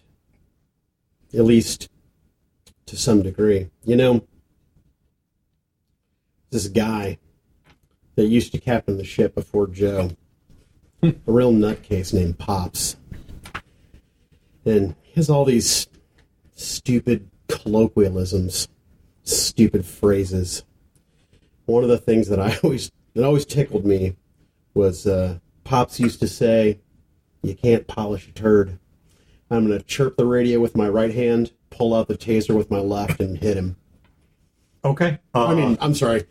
Left hand chirp, right hand tase. Shoot him with the radio and chirp the taser. Yes. I can chirp the radio for dirt. So keeping my left hand in my right side of my coat, pull the taser out and blast him. Okay. God, stop. And I'm going to spend a bullet on the shot. You're not going to. Okay. I'll tell you right now, it's such a, what your top skill is.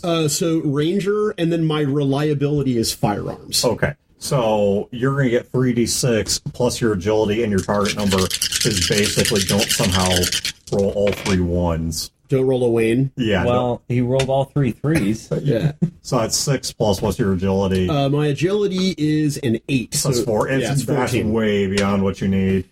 So it's he's literally sitting right next to you. Right. Fucking that shot up. I mean, it would be impressive to mess.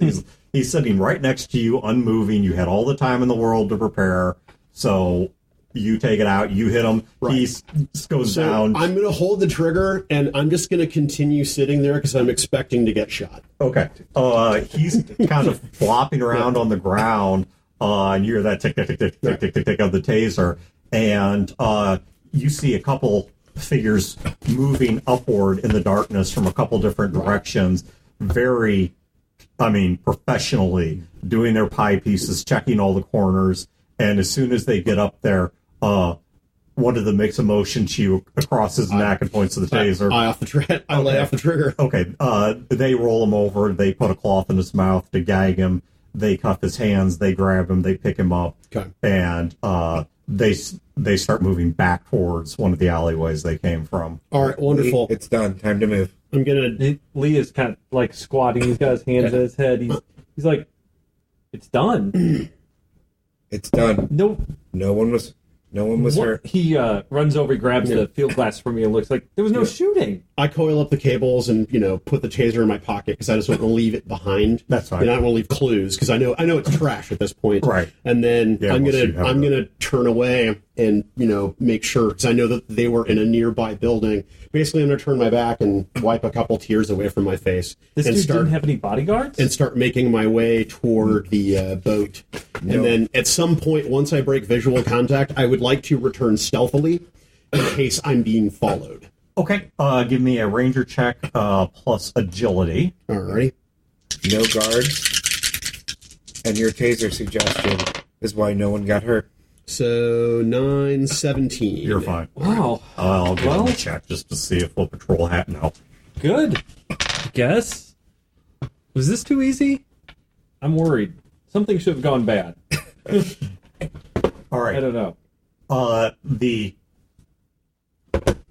men and or women, Good men. Trusted. Trusted men. trusted men and women, And some women. and some women, some undefined number of women Yes. of a great, Because it doesn't matter. Right. They're all treated equal. of a They're in body perfectly, armor with helmets. We can't tell. of an right. equally inconspicuous and inoffensive racial composition. They, The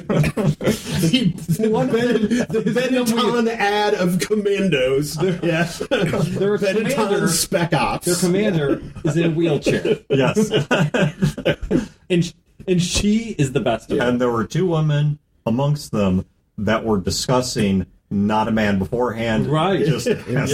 Bechdel They test. wanted to know how the other one was doing. Yes. That's Sir. Yeah. All right, so they make their way.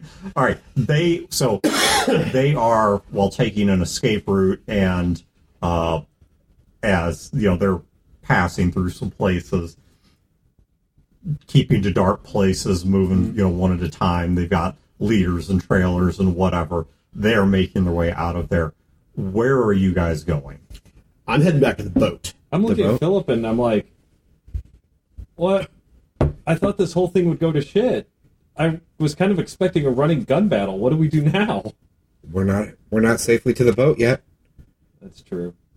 Let's get moving. You can still Hey. get killed. Why don't we go by the church so I can get my horse? I just catch you. Find. All right. I'll buy you a pocket ham. You guys go by the church, and actually that's exactly what Casey was doing. So you meet Casey at the church. He's already got your horse. Of course he was, because he's a bro. Yeah. I raised my hand up and give him a fist bump. Well, and of course, he's going to run too. So, Right. because he was already kind of lurking around in the open anyway. And so, I come up, I go to my horse, I give him a hug, I give her a hug and stroke her mane and stuff, and I give her an apple. And I look at Philip and go, you want to know what I named her? What did you name her? Horse Color. I hate you.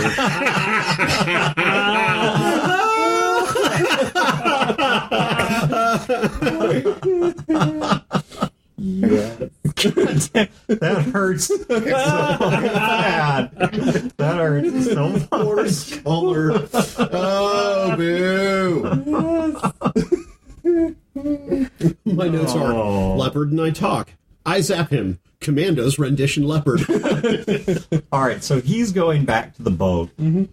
Once you guys get past the skirmish lines, the commandos are joined by a couple of the our main army groups, and so it's not like a huge group, but the six of them are joined by another 3 or 4 regular soldiers, and they're taking Leopard up to the arch grounds. Gotcha. I just feel like we're missing something. It never goes this smooth. Well, we didn't actually do the work. True. Very true. We are really horrible at this sort of thing.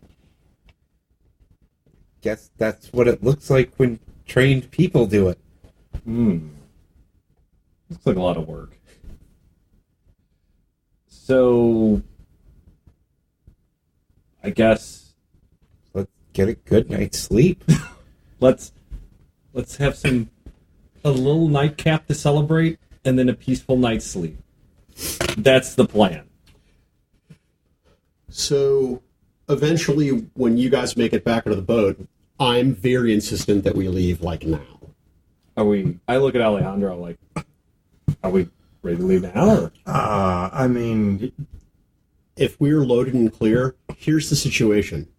I don't know if he was being watched, if he was being followed, but he didn't bring any bodyguards. Whoever he left behind knows where he was going and told him that everything was going to be okay. Colonel Abbott is going to come looking for him. Now, whether she does it now or whether she does it first thing in the morning, I don't know. But as much distance as we can put between us and her, that's my advice. sister, you think Colonel Abbott's going to make it all the way to the Arch Grounds? I don't know. All I know is that, Leopard has good people, probably people as good as the individuals you Well, saw in the park. It's No matter not what- safe to travel at night on the river. Would Joe have done it?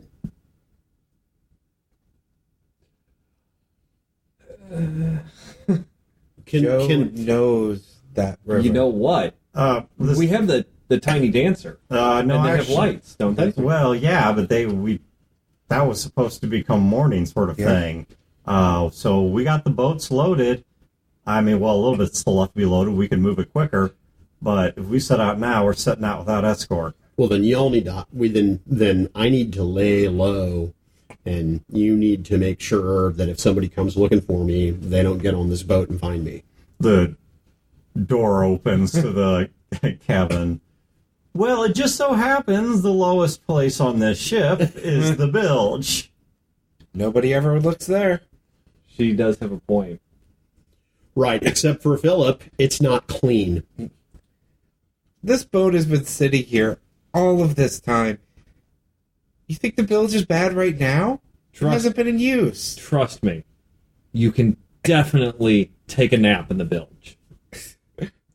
I don't have any compunction about getting into the bilge. No way I do. All right, if that's where I need to go, that's where I go. So that's decided then.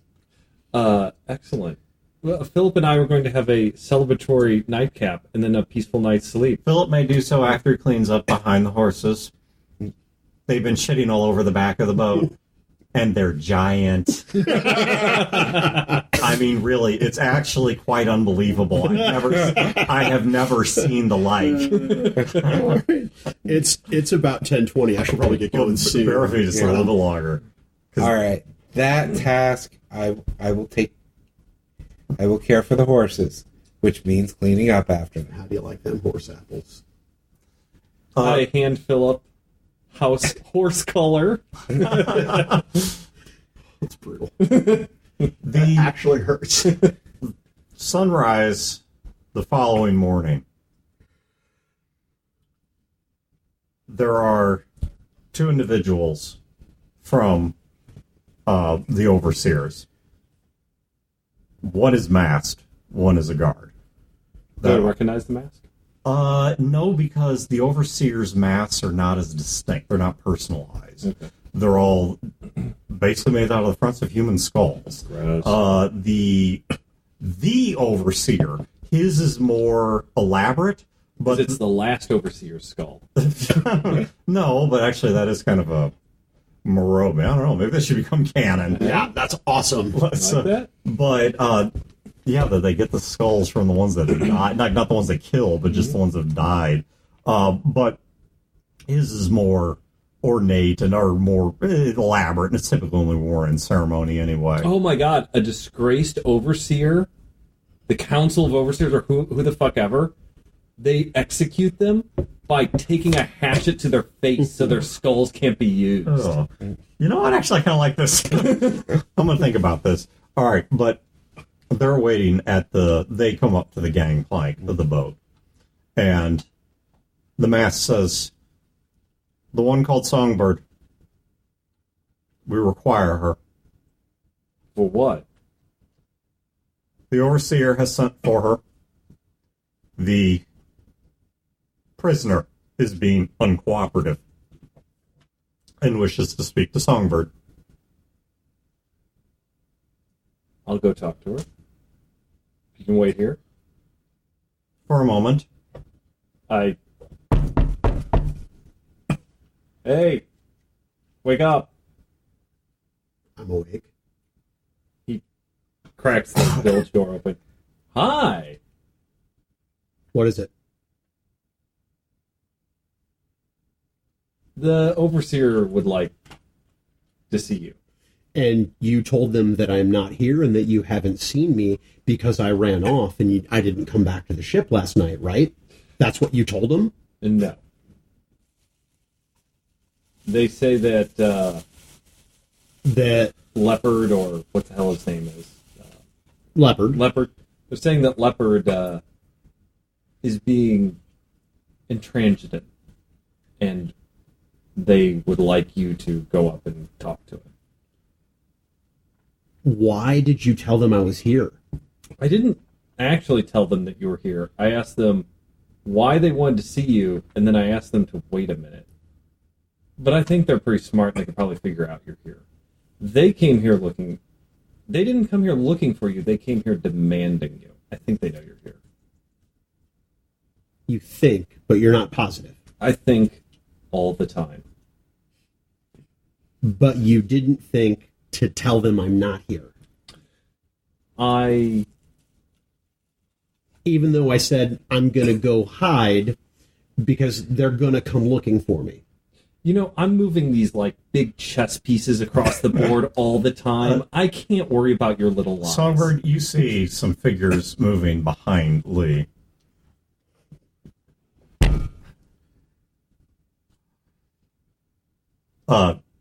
Lee, someone puts their hand on you and tries to move you aside. Is it them? It's the guard that came with and the mask was behind him. I look at him and I go, I don't know where Songbird is. They give you an odd look, but then the masked steps into the doorway. I sometimes state requests out of courtesy, but you are in lands that we rule.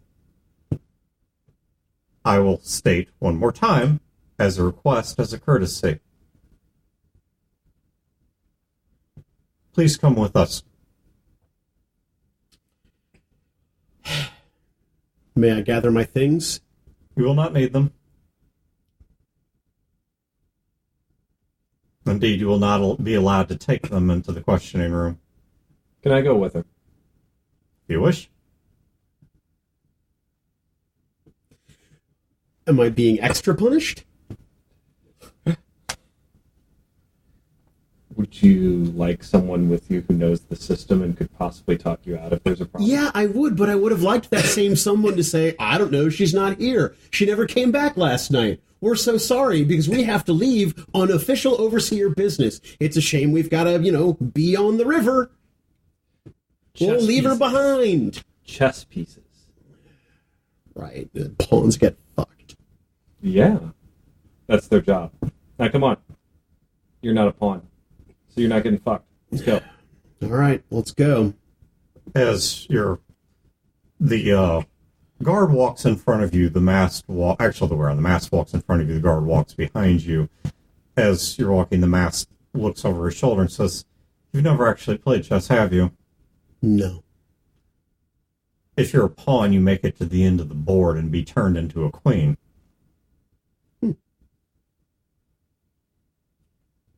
But most don't make it. Most get sacrificed. He speaks the truth. I usually do. Hey, what's your name? He had a name. Even if it's his weird mask name. I don't know if it's close to an animal name. Let's see. Dreamcatcher? Or Chaser? What's Pete's game called? Dream Chaser. Dream Chaser, yeah. Voltron's. Voltron. I mean, the city does have a statue.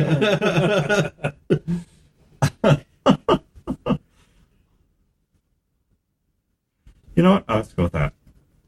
Voltron? No, not Voltron. Pony dancer. My full title is The Long Cast Shadow, but you may simply call me the Shadow. You may simply call me Shadow if you like. Or Can I roll, like just a luck roll, to see if I have a piece of mail for him? yeah, it'd be highly unlikely, but on a, I'll give. Everybody has family. Yeah, I'm one of those game masters. I'll let you roll on anything. Okay. Question is the. Wow. Okay, you do have a piece of mail for him. Excellent. Yeah. I go. So I've got a piece of mail for a mask. It has your long ass title. He takes it from you and. There's like a. Is that? Well, I actually, and well, he holds it out, and then he holds his hand out.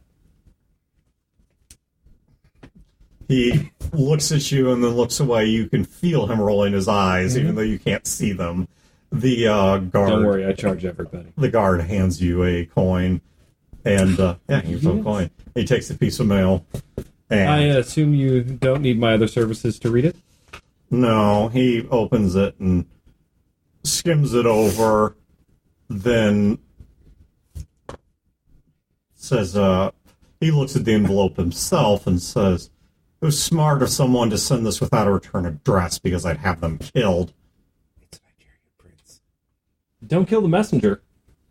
No. And before you start, like, pulling my fingernails out, I get a lot of mail in, and I don't really track where it comes from. Whereas Lee would probably absolutely remember her doing this. I am bound by the very specifics of what I was told to do. And tormenting you was not what I was told to do, as much as it might ease my distress right now. He wads up the letter in his hand. Does he throw it away? No. As we're walking, I look at Songbird. I'm like, no, I was a mask, right? What's that? I was a mask. Who are you? Yeah.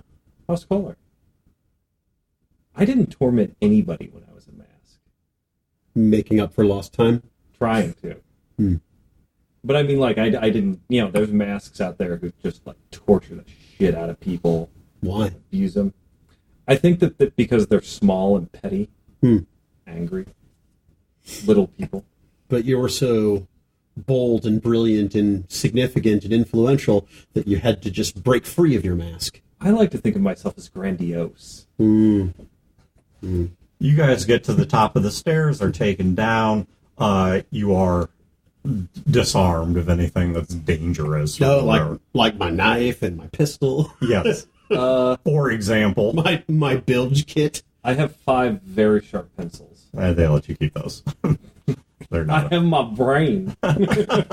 Your sharpest item of all. That's right. No, my sharpest item is my tongue. My deadliest weapon is my brain.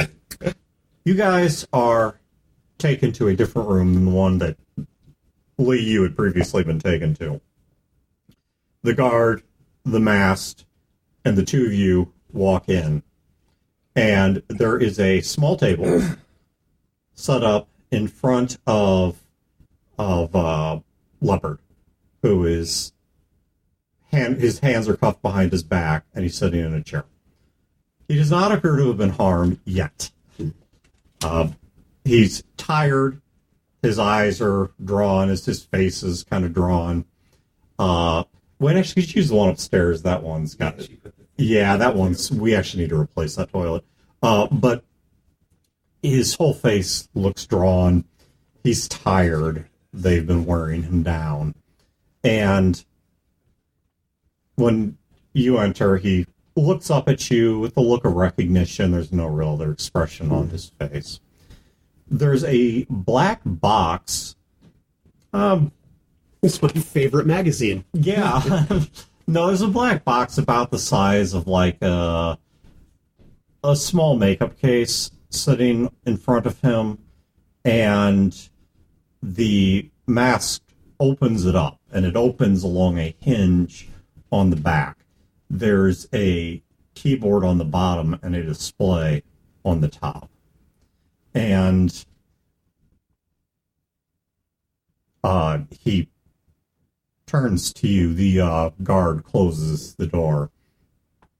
And he says, this individual insists that the two of you are required to activate this device. He was carrying it in this pouch. He taps an empty pouch that's on Leopard's hip. He was carrying it in this pouch. We want to know what nature this device is. Do I have any idea what it is? Looking it over... This is another, I'll let anybody roll on anything. Yeah, no, recollection is my incompetence. Okay, then give me a 2d6 and you cannot critically... Oh, it's your incompetence. My incompetence. 3d6 and give me the worst two. Chad, you may also roll no helps or hurts here, just 2d6 plus that. All right, so 11. So 11. 16. Okay. Chad, Lee is not sure what precisely this is, except to say insofar as the fact that computers around the time of the war did not need to be this large, nor in a case like that. Whatever this is ruggedized and probably military. And it went over your head. Didn't Right. I don't remember what it is. Yeah. Well, is it beat up? Like it's... No. Looks pretty brand new. It looks, I mean, it looks a little bit aged, but it's not like smashed in or anything. It looks to have been well treated. It's a very ruggedized computer. Military, maybe. Might be construction. Pre-war. What does it do, Leopard? It controls something that you don't want to give them. The mast says, tell her. Leopard says, turn it on. See those black plates to the side of the keyboard? Mm-hmm. Two different people from the organization have to put a thumbprint on each one. By myself, I can't activate it. You have to touch it as well. Do I think he's lying? I'll give 3d6 plus social, pick the best two, 3d6, pick the best two plus social. Or perception, I'll give you your pick. Wow! Boom! Wow. Okay, so yet 3d6 got a 3. Chad, alright, here's what we're going to do. What is And there's some ones. your int is a 10, Yeah. or your social is a 10. Yeah. Alright, roll a 1d6 by itself. So your total number... Okay. Well, no, that's fine. That's actually what we're taking on. I That's just good. rolled 4 ones. You still got a 9. Yeah. So you know you can't read him. If you had fallen below a 6, you were going to be convinced of a falsehood. Gotcha. But you still got a base level success, so you know that you just can't read this guy. Maybe it's the nerves, maybe he's a good liar, maybe it's any number of things. And I'm not psychic. You're right. Know, you just can't read this guy. Yeah. If only Emily was there. I know, right? She's psychic. So it's something I don't want to give him. So it's a detonation device? Yeah, something like that. What is it? The Zeus orbital laser platform? Sure, why not? You're not doing a very good job of convincing me to not help them.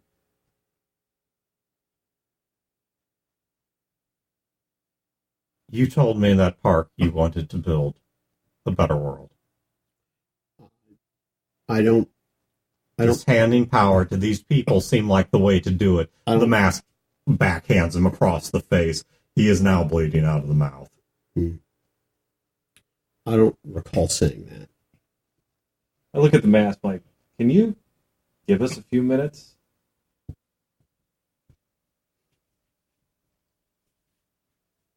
I was instructed to observe this device the entire time. Then can you observe it in silence from the corner? Very well. I'll give you 3 minutes.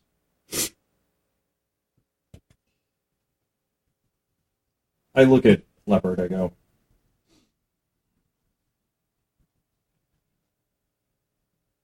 everyone breaks. I don't want them to torture you. I don't want them to torture anyone. I feel sick and disgusting trying to convince you to talk because it is somehow intermeshed with the torture you are about to receive. But everyone breaks. You're going to break.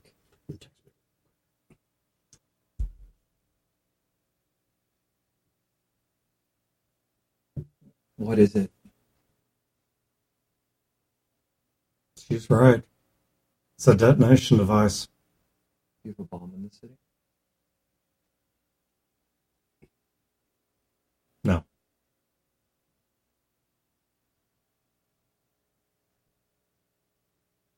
What will detonate? And actually, more important,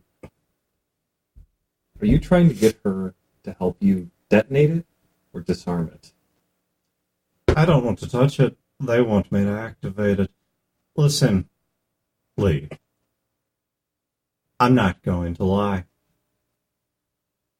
I hold a bit of an anger towards you because you were there when a good friend of mine was killed. A good friend of mine didn't attack you. So I'm going to lay it out for you in a way that I wouldn't for your skull-clad buddy over there. Yeah, my friend. If I touch this thing, everything you love dies. Now you got two choices.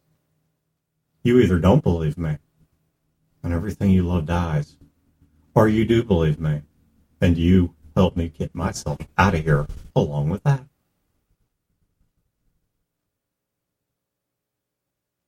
That's a show of loyalty that might make up for you killing a really good friend of mine.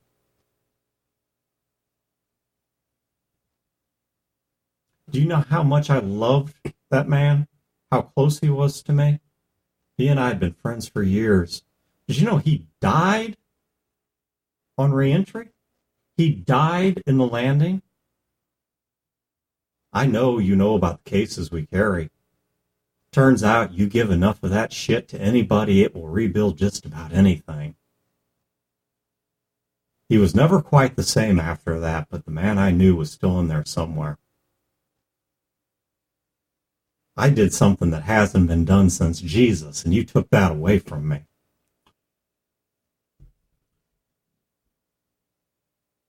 Did Rat kill me? I don't think so.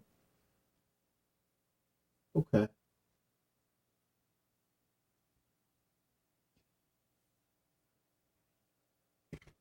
So, whatever you found, or whatever you're looking for, correction, that landed in the Carver territory is still in the Carver territory, and it's a bomb, and this is its activation device. The mask says, "Time's up." Put his thumb on it. The guard goes behind Leopard, uncuffs him, takes his left hand by force, and puts it on one of the two black plates, the one that's to the left of the keyboard. He says, "Put yours on the right one." What do you think that I love? Order. The order that is. Because you know how to work it.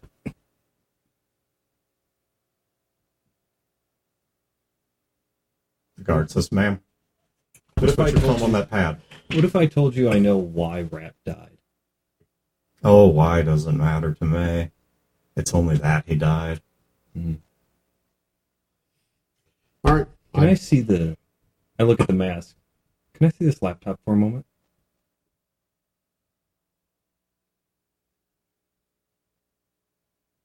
No. You give me 5 minutes. I'll tell you who sent the letter. If you know who sent that letter, you will tell me that now. I will not. There is no law in here. Within the four walls of this room, there is no law. I will not. Brodor, My thumb's out, man. I'm ready. give me... Okay, first of all, give me 2d6 plus a speed check. Ooh, you're any daceless. 13. Okay. Now give me 2d6 plus a strength check. That body would be 12. Okay, you got beat on both. All right, here's what happens. As you're looking at the mast, Leopard's got his thumb on it. She's got her thumb up. Mm-hmm. In very quick succession, Leopard reaches up, grabs her thumb, puts it on the device, and both of the black spots turn orange and light up. At the exact moment that happens, the guard that is with them pulls out a knife with his left hand and puts it up and through the chin of the mast, and then levels his gun on the two of you and says, "Make a fucking noise and I'm going to rattle this place." And drops the mast to the ground. God damn it, Lee, you just could have told him I wasn't on the boat. How is this my fault? How is it not your fault? Leopard stands up and taps a few keys on the keyboard and then closes the laptop and says, "Well, good news is you won't feel a thing." And the guard that is with him, now having dropped the mask along with the knife that was in it, draws a pistol and shoots at, well, it's point blank range. It's going to take a whole lot to hit. Shoots you once. There's a dart sticking out of you. And then... Lee dives under the table. Okay. You'll get a... We'll start off with a speed check to see who gets the first drop. He will. Probably so. Maybe not. What's your speed? 3. So 13. He beat you by, or 12. He beat you by 1. Yeah. Getting close. Close, yeah. Okay, so he does get a shot at you, no cover. Okay, a dart sticks into you. You do dive under the table. Where does it hit me? Good question. Yeah, does armor matter against this? Because I've got a metal chest plate. Torso will not count. Ah! Okay, it strikes the torso, but does not penetrate it. Where did I get it? Does it? Lee thinks really quick because he's super smart. Does Looks it? like. So, Yeah, I've only have 2 armor. femoral leg. art. Yeah. Does it hit and stick because he's got clothes on? Oh, it's sticking the clothes. Yeah, if you got loose clothes on over, it's sticking the clothes. He pretends to pass out.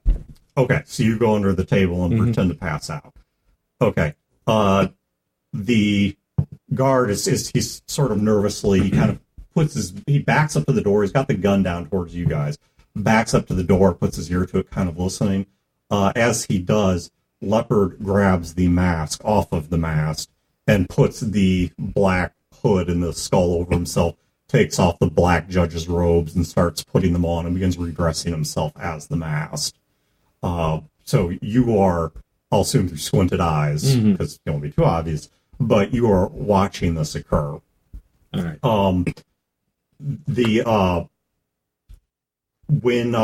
Once he's got that on, the guard cuffs Songbird, and he actually is able to get her on her feet. She's groggy. She's obviously drugged, but she seems to be more compliant than unconscious. Even if you're not sure she's remembering any of this. Think something more like what Rohypnol would do. Right.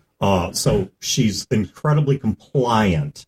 And you don't know how many images she's seen of the world, but and he kind of pushes her toward Leopard, who grabs her by the cuffs. He then takes you by the ankles, pulls you out from under the table, and cuffs your hands as well. I would like... Leopard's doing this? No, the guard is. The guard is? Leopard's standing by the door with... Oh, God. Why does it have to be Lee doing this? Lee is going to stab him with the dart in the neck. Let me think. Or hand or whatever's close. I'm trying to think through, would the dart have expelled its charge? Because I think the way they work is there's a kinetic pressure thing on back for when they hit, they empty their charge. Well, there's going to be goo all over it and all over the needle. And I bet Lee doesn't really know that either way. Well, Lee's smart enough. I want to give him, he would know this. But I'm not going for knocking him down. I want to get enough of the drug in him to fuck him up. Loosen him. Yeah. Actually, there's another angle I'll play this from. Okay. You are going to have it's going to be a very low threshold of success, except for the fact that combat's your negative. Right. So 3d6, pick the lowest two, add them to your agility. You only need a 6 to pull this off. Well, my agility is 3. So, okay, the worst 2 dice have to be at least a 3. He's a beast! 9, 10, 11, 12. Okay. Here's what happens. You will note my roll. Snake eyes. So Excellent. you put it in him, and as you stab it into him, he's like, oh, fuck. And as he looks down at it, kind of, seeing what's happened. Lee just goes, Chad, you are interrupted as you're going, shh, by a bang. And Leopard has pulled a gun and just shot him square through the head. And he falls dead next to you. Leopard points the gun at you and says, well, that's one less person talking. Shall we make it 2, or do you want to walk willingly? oh, I'll walk willingly. And stay nice and quiet.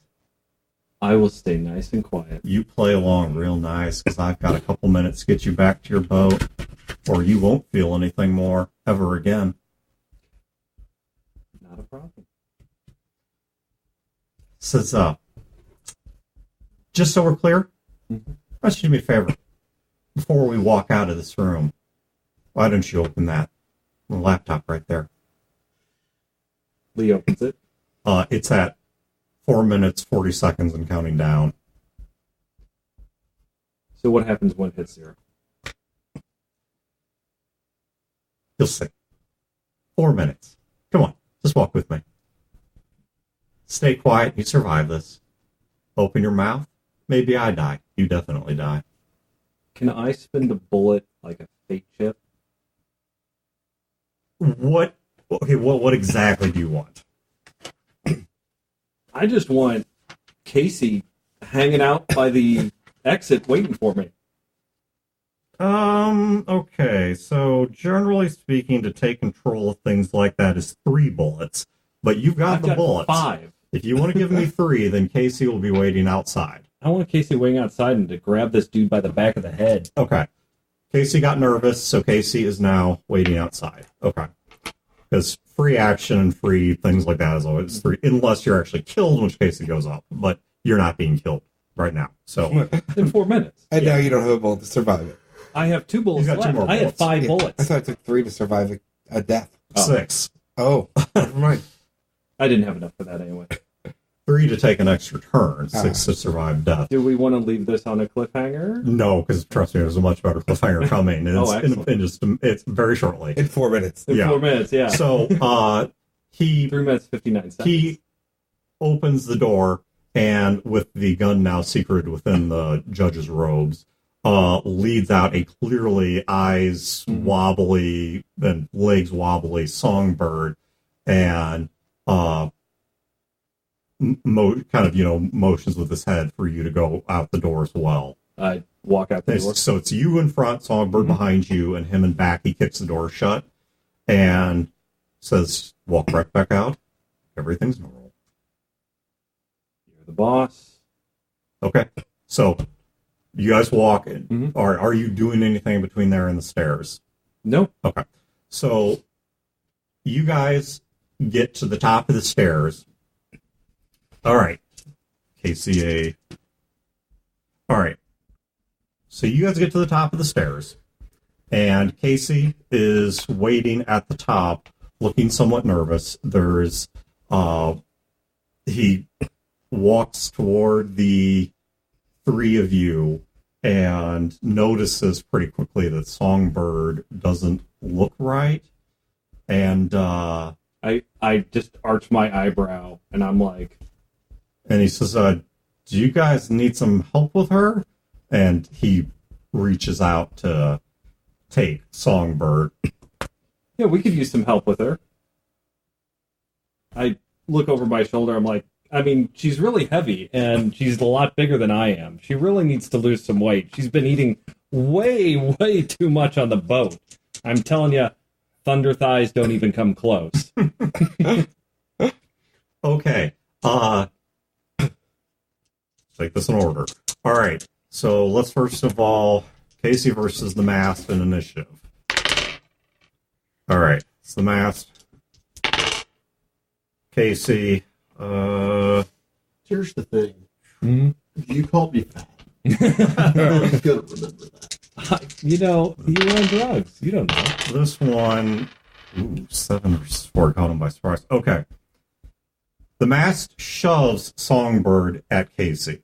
Now, Casey easily catches her, but simply wasn't expecting that. So he's not like, he's just a little flat-footed. He doesn't knock him over or anything like that, but he's just momentarily flat-footed. And he then takes off and begins running up the hill. Now, I yell, it's fucking leopard! okay, there are several guards standing around, obviously, because you're by a guard checkpoint. Yeah. But, do any of them even know what the name leopard means? They're also kind of flat-footed. Like It's the prisoner! Get him, you sons of bitches! He's escaping! Okay, 2 of them take off and begin running after him. So let's do his speed check. God damn. This guy's a fucking machine. As he's running, yeah, he ditches the mask. He's pulling off the road, but he is barely leading these guys, and is charging up towards the city. Casey is holding Songbird and looking around confused, and he's like, Ugh. Come on, let's go back inside. Unless you think you can catch him. running was never my thing. No. Did he have the laptop, or did we leave it in the room? It's in the room. I look at Casey and I'm like, what do you think Charles is? Charles being a computer guy that we both know. Like one of the masks. 4 If minutes and 2 seconds away. I was to do something like this in probably Denham's facility, it's neutral. Get work done there without playing politics. Fuck. Too long. We have 4 minutes or we're all gonna die. We've got less than 4 minutes. Considerably less at this point. Come with me. And I walk in. He points at the riverfront. They brought the dancer down. We could go for the... None of that's going to matter if we can't stop this. And Lee turns around, walks back into the building. Okay, Lee, you walk into the building. As you come back in, one of the guards on duty approaches you and says, "Stop, what's your business here?" I'm like, we need to walk and talk. Prisoner just escaped, killed one of the masks. There's a bomb about to hit the city. He set it off. We have less than 4 minutes to disarm it. Another guard, upon hearing this, I'm not walking over. stopping walking. Okay, they're following you. Where? Killed the masked where? We are about to go there now. He looks at the one guy as he's walking. He's like, are there any computer experts in the building right now? Would there be? We've got experts. Yeah, they have computers here. Not an expert, no, but we've got somebody. Bring somebody then. And he looks at the other guy. I need you to organize more guards, search for Leopard. He ran off to the whatever direction. I need you to sweep and try and catch him. You're probably not, but you have to make the effort. and also send somebody over to me as well. Okay. So you walk into the room, and as soon as you walk into the room, one of the interrogation room, one of the guards rolls the body over and sees the knife stuck through the chin, and it's like, Jesus Christ, this long shadow. Shut up. Lee sits down. I said, give me a computer expert, give me a couple more people, search for Leopard, go. Both of the guards run out. One of them comes running back. You've now got, we'll put 3:15 on the clock. Mm-hmm. You've got 3:15 on the clock. Okay, a guy comes running in and sees a screen with a countdown timer on it, and he was like, holy shit. Are you going to panic or are you going to help? He turns it around and he starts hitting different key combinations. Let's see if he gets lucky. He starts hitting different key combinations, and the screen is changing through a series of menus. Chad, give me a general 2d6 plus intelligence. General 2d6. Better than Captain 2d6. Ooh. 14. Okay, you managed to speed read some of this. Mm-hmm. What you are looking at here is actually okay, so let me explain this in steps. What you're looking at here is, based on the menus you're seeing, the launch terminal for a surface-to-surface short-range missile. All right, so that's what this should be. Now, as you see the menus and things like that, you notice that it's saying it's currently registering. Like, you just see this other guy is doing the equivalent of alt-tabbing through the menus and things like that. You notice that one of the things that pops up and says, just kind of flashes by the screen, is it is out of range of any receiver, meaning whatever it's should be transmitting to isn't picking it up. However, it appears to be about to send a signal pulse, an emergency locating pulse, at the end of that countdown. So it's like circling, and then it's waiting for the pulse to come down to location? Or it's give me another intelligence check. Okay.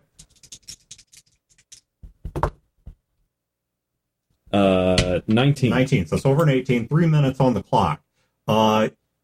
You don't think this underground in the museum here, the Western Expansion Museum, along with the fact that it's saying it's not picking up any receiver, you don't think this thing would be capable of pulsing anything like a satellite. It's much more likely that this is something like a cell phone detonator. When this thing reaches zero and it connects the circuit to make a pulse, there's probably a bomb in that case. Now comes if that's true, how to get it open, and also exactly what is the nature of the detonation. All right, and I'm sharing this all with the computer guy. Okay. He's like, shit, if that's the case, we have to stop it from detonating. But is it, am I sure that the laptop is a bomb and it's not calling down? You're not positive, no. You're making educated guesses. It's asking for 2 thumbprints. He puts his thumb on one side. Oh, put your thumb there. No. Take your thumb off there. He does. Songbird, get her thumb. Don't cut it off. Put her thumb there. All right, Casey, still groggy. Yeah, Casey's bringing her in. So Do we have any scotch tape? Now. Do they have any tape? Yeah, by some. I don't know where the hell they got it from or what nature it is, but there are uses for tape. So, and actually, tape was and there's a 3 plant in Springfield. Yeah, and tape was a industrial level product. Yep. It was not a information age level product. So, and there's probably warehouses full of shit. So he takes a piece of scotch tape off. Okay, and at 2:30, they get you the scotch. You have the scotch tape. Lee lifts Leopard's thumbprint off of the thumbprint reader, and he is going to attempt to spoof Leopard's thumbprint. Okay, give me a 2d6. Just a straight 2d6 luck check to see, are you able to lift a thumbprint? 5, 6, 7, 8. Okay, it is not getting a clean read. Casey starts looking around the room. 2:15. Can I spend a bullet to add a die to Yes, that? you may.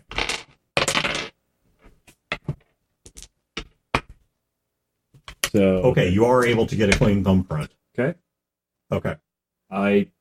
With her thumb and the lifted thumbprint, I unlock it. Okay. The machine is now unlocked. You have a whole shitload of menus in front of you. You have 215 left. What is this? Okay, it is exactly what I described. It appears to be the guidance control system for a surface-to-surface missile launcher. Obviously, there's no missile launcher down here, and it's saying it cannot connect to one. Okay. So if such a missile launcher exists, it's not in transmission range. Okay, so I'm fairly confident there is not a missile screaming towards us right now. Correct. And this thing is still counting down? Yes. Can I change the system time to 5 hours in the past? Actually, simpler than that, now that you've got it unlocked. Kill the... you can just abort it. Yeah, okay, so I just abort it. Okay, you abort the launch. Give me 2d6 plus it, and just don't boner this. Okay. 15. It's not real hard, but just, Okay. So, at about 2 minutes and 7 seconds left on the clock, you abort the launch, and it goes through a series of basically a whole bunch of lines really fast. And, doesn't explode. Searching for transmitter not found, preparing pulse aborted, and set system on standby. And I look at the computer guy and go, what's your name? Alan? I look at is there a guard in charge? There's been several running in and out. I point at the guard with the highest rank. I go, what's your name? It's Tick. Tick? Tick? You have a very special mission right now. Tick, this is Alan. Alan, this is Tick. Alan, this is your device now. Tick, you are now Alan's bodyguard. No one can touch this except Alan. Alan, you need to find out everything you can about this and make sure it doesn't lock again or lose power. You cannot let anyone else touch this. You cannot let them destroy it. You also cannot take it out of this building because the transmitter might come on. Who knows? We'll get the experts in here. You're in charge of this. The reason why you're in charge of this is because I trust you. We pulled you out at random. You did what needed to be done. And these guys have a mole. There might be more. Tick, do you understand about how there might be a mole and why Alan needs to be in charge of this? Yes, sir. Good man. He hands it over. All right. As they move the device out of the room, Leaves back and shouts, holy fuck. One of the guards just he sits in the door. He's more watching things. He's not doing anything in particular. But after he's been sitting there a little bit, you can hear a familiar voice. You can hear the overseer, Joseph Martin, getting a briefing outside the door. And he walks into the room. And he tells the guard to wait outside, walks into the room, closes the door, looks at the body on the floor, sees Songbird, still loopy, sitting in a chair, Casey up against the wall, slowing his own heart rate down, and you sitting in a chair. Says, so, I'm made to understand that you just deactivated some kind of an explosive system? We'll go with yes. It might have been a bluff. He starts pacing around the room. You left me in a difficult position. One of my mast is dead. You took control of a bunch of soldiers that are right now on war footing. And normally that would require a very particular response from me. Lee, close your eyes. Lee closes his eyes. You feel him putting a hand on your head. And he says, open them again. He does. The world looks a little bit dimmer. You are looking through the eye slits of a skull mask that is now over you. And now it's all legal. You're free to return to your boat and to get that shipment down to Cape Girardeau while we try to figure out exactly what happened here. Lee stands up, closes his eyes, looks right at the overseer, and goes, "Yes, my overseer." That is not the plot. That was not the cliffhanger I had in mind. The cliffhanger was going to be the arch going down in flames and shockwaves. It was going to be an explosion going upward from the museum as the arched structure itself collapsed inward in a heap of metal. So was it his mask he took off and put on him, or No, it's the skull mask, not Lee's personal mask. no? That's what I'm saying. Is it the overseer's mask? No, he himself? just gave him Long Shadow's mask. Yeah, Oh, okay. with the Long blood Shadows. on it and everything. Good game. We saved the arch. High five. I didn't do anything. The plot that I had written ended with the overseer dead and the arch destroyed. Oh. This is a game master I've always talked about, man. You as a game master, you have to give the players what they earned. I gave you 5 minutes to run and clear indication you were about to die, and you chose to go back in there. And you got the right person, you made the right rolls, you spent the right bullets to turn that situation around. And I'm a big believer as a game master, you give the players what they earned. Saving the arch rounds and saving the overseer was not part of the plot as I had thought it through when I was getting this together. It was like the cliffhanger this is going to end on is you guys on the river as the arch is going up in an explosion and or going down, should I say? Right. Coming down in an explosion as its supports are blown out.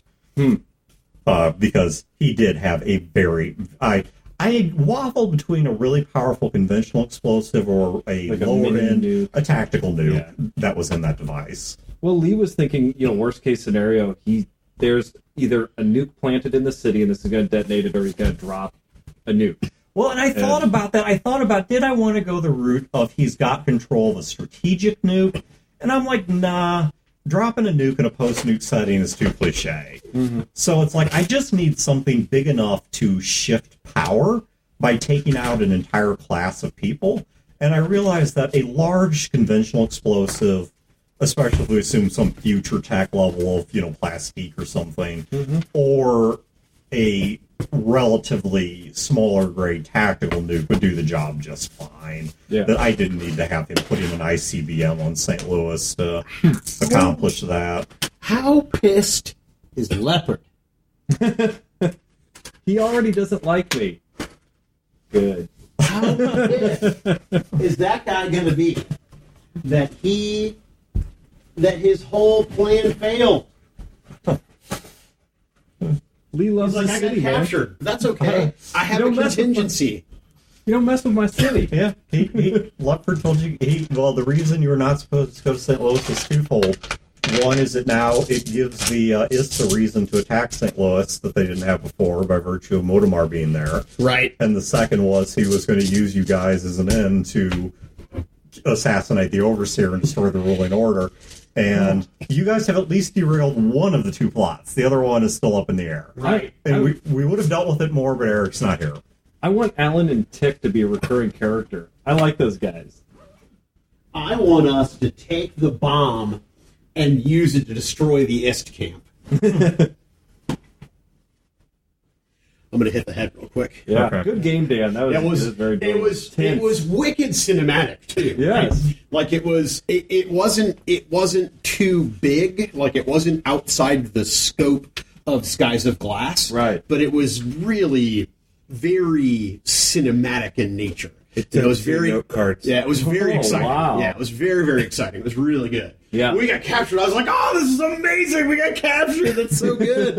And then Lee went all James Bond and shit. It was crazy. Yeah, and I was counting that down, man. If that reached zero, you, Songbird, and Casey were all dead. Yeah, and and that would have been fine. And Lee, My note was actually Lee goes all action hero and stabs the guard with the And dart. that was why it's like, you know what? No. For his own reasons, Leopard doesn't want you guys dead. It's not you he's after. And so he was going to give you time to run. And it would have been enough time to get clear of the blast. Mm-hmm. You guys probably still would have been caught to some extent in it, but you would have survived it. Yeah. And when you chose to turn back, I'm like, okay, here we go. I got to be tough but fair. Yeah. Tough but fair.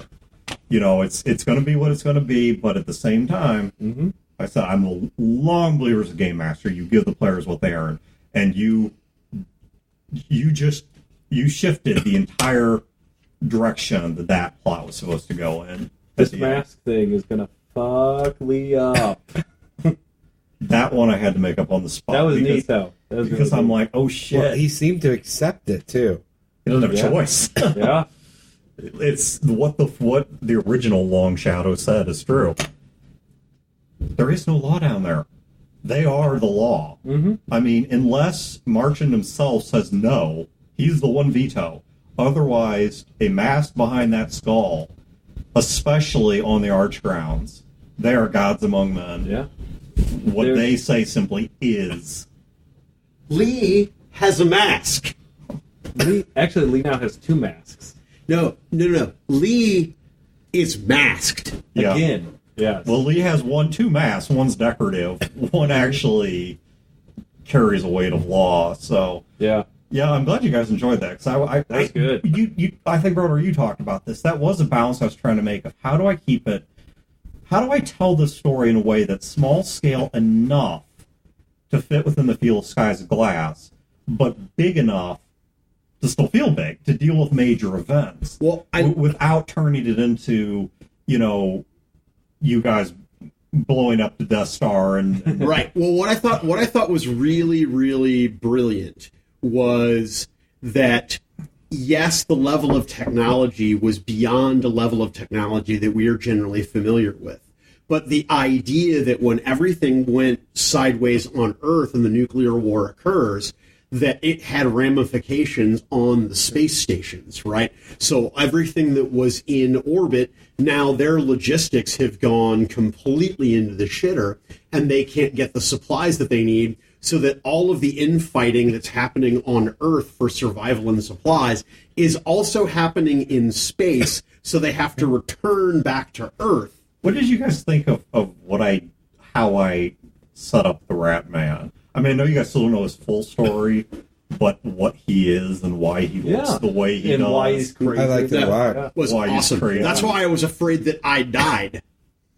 You injected yourself, so if I'll give you that piece of information, you had the way that I had written it mentally. Now it's your character; you do whatever you want.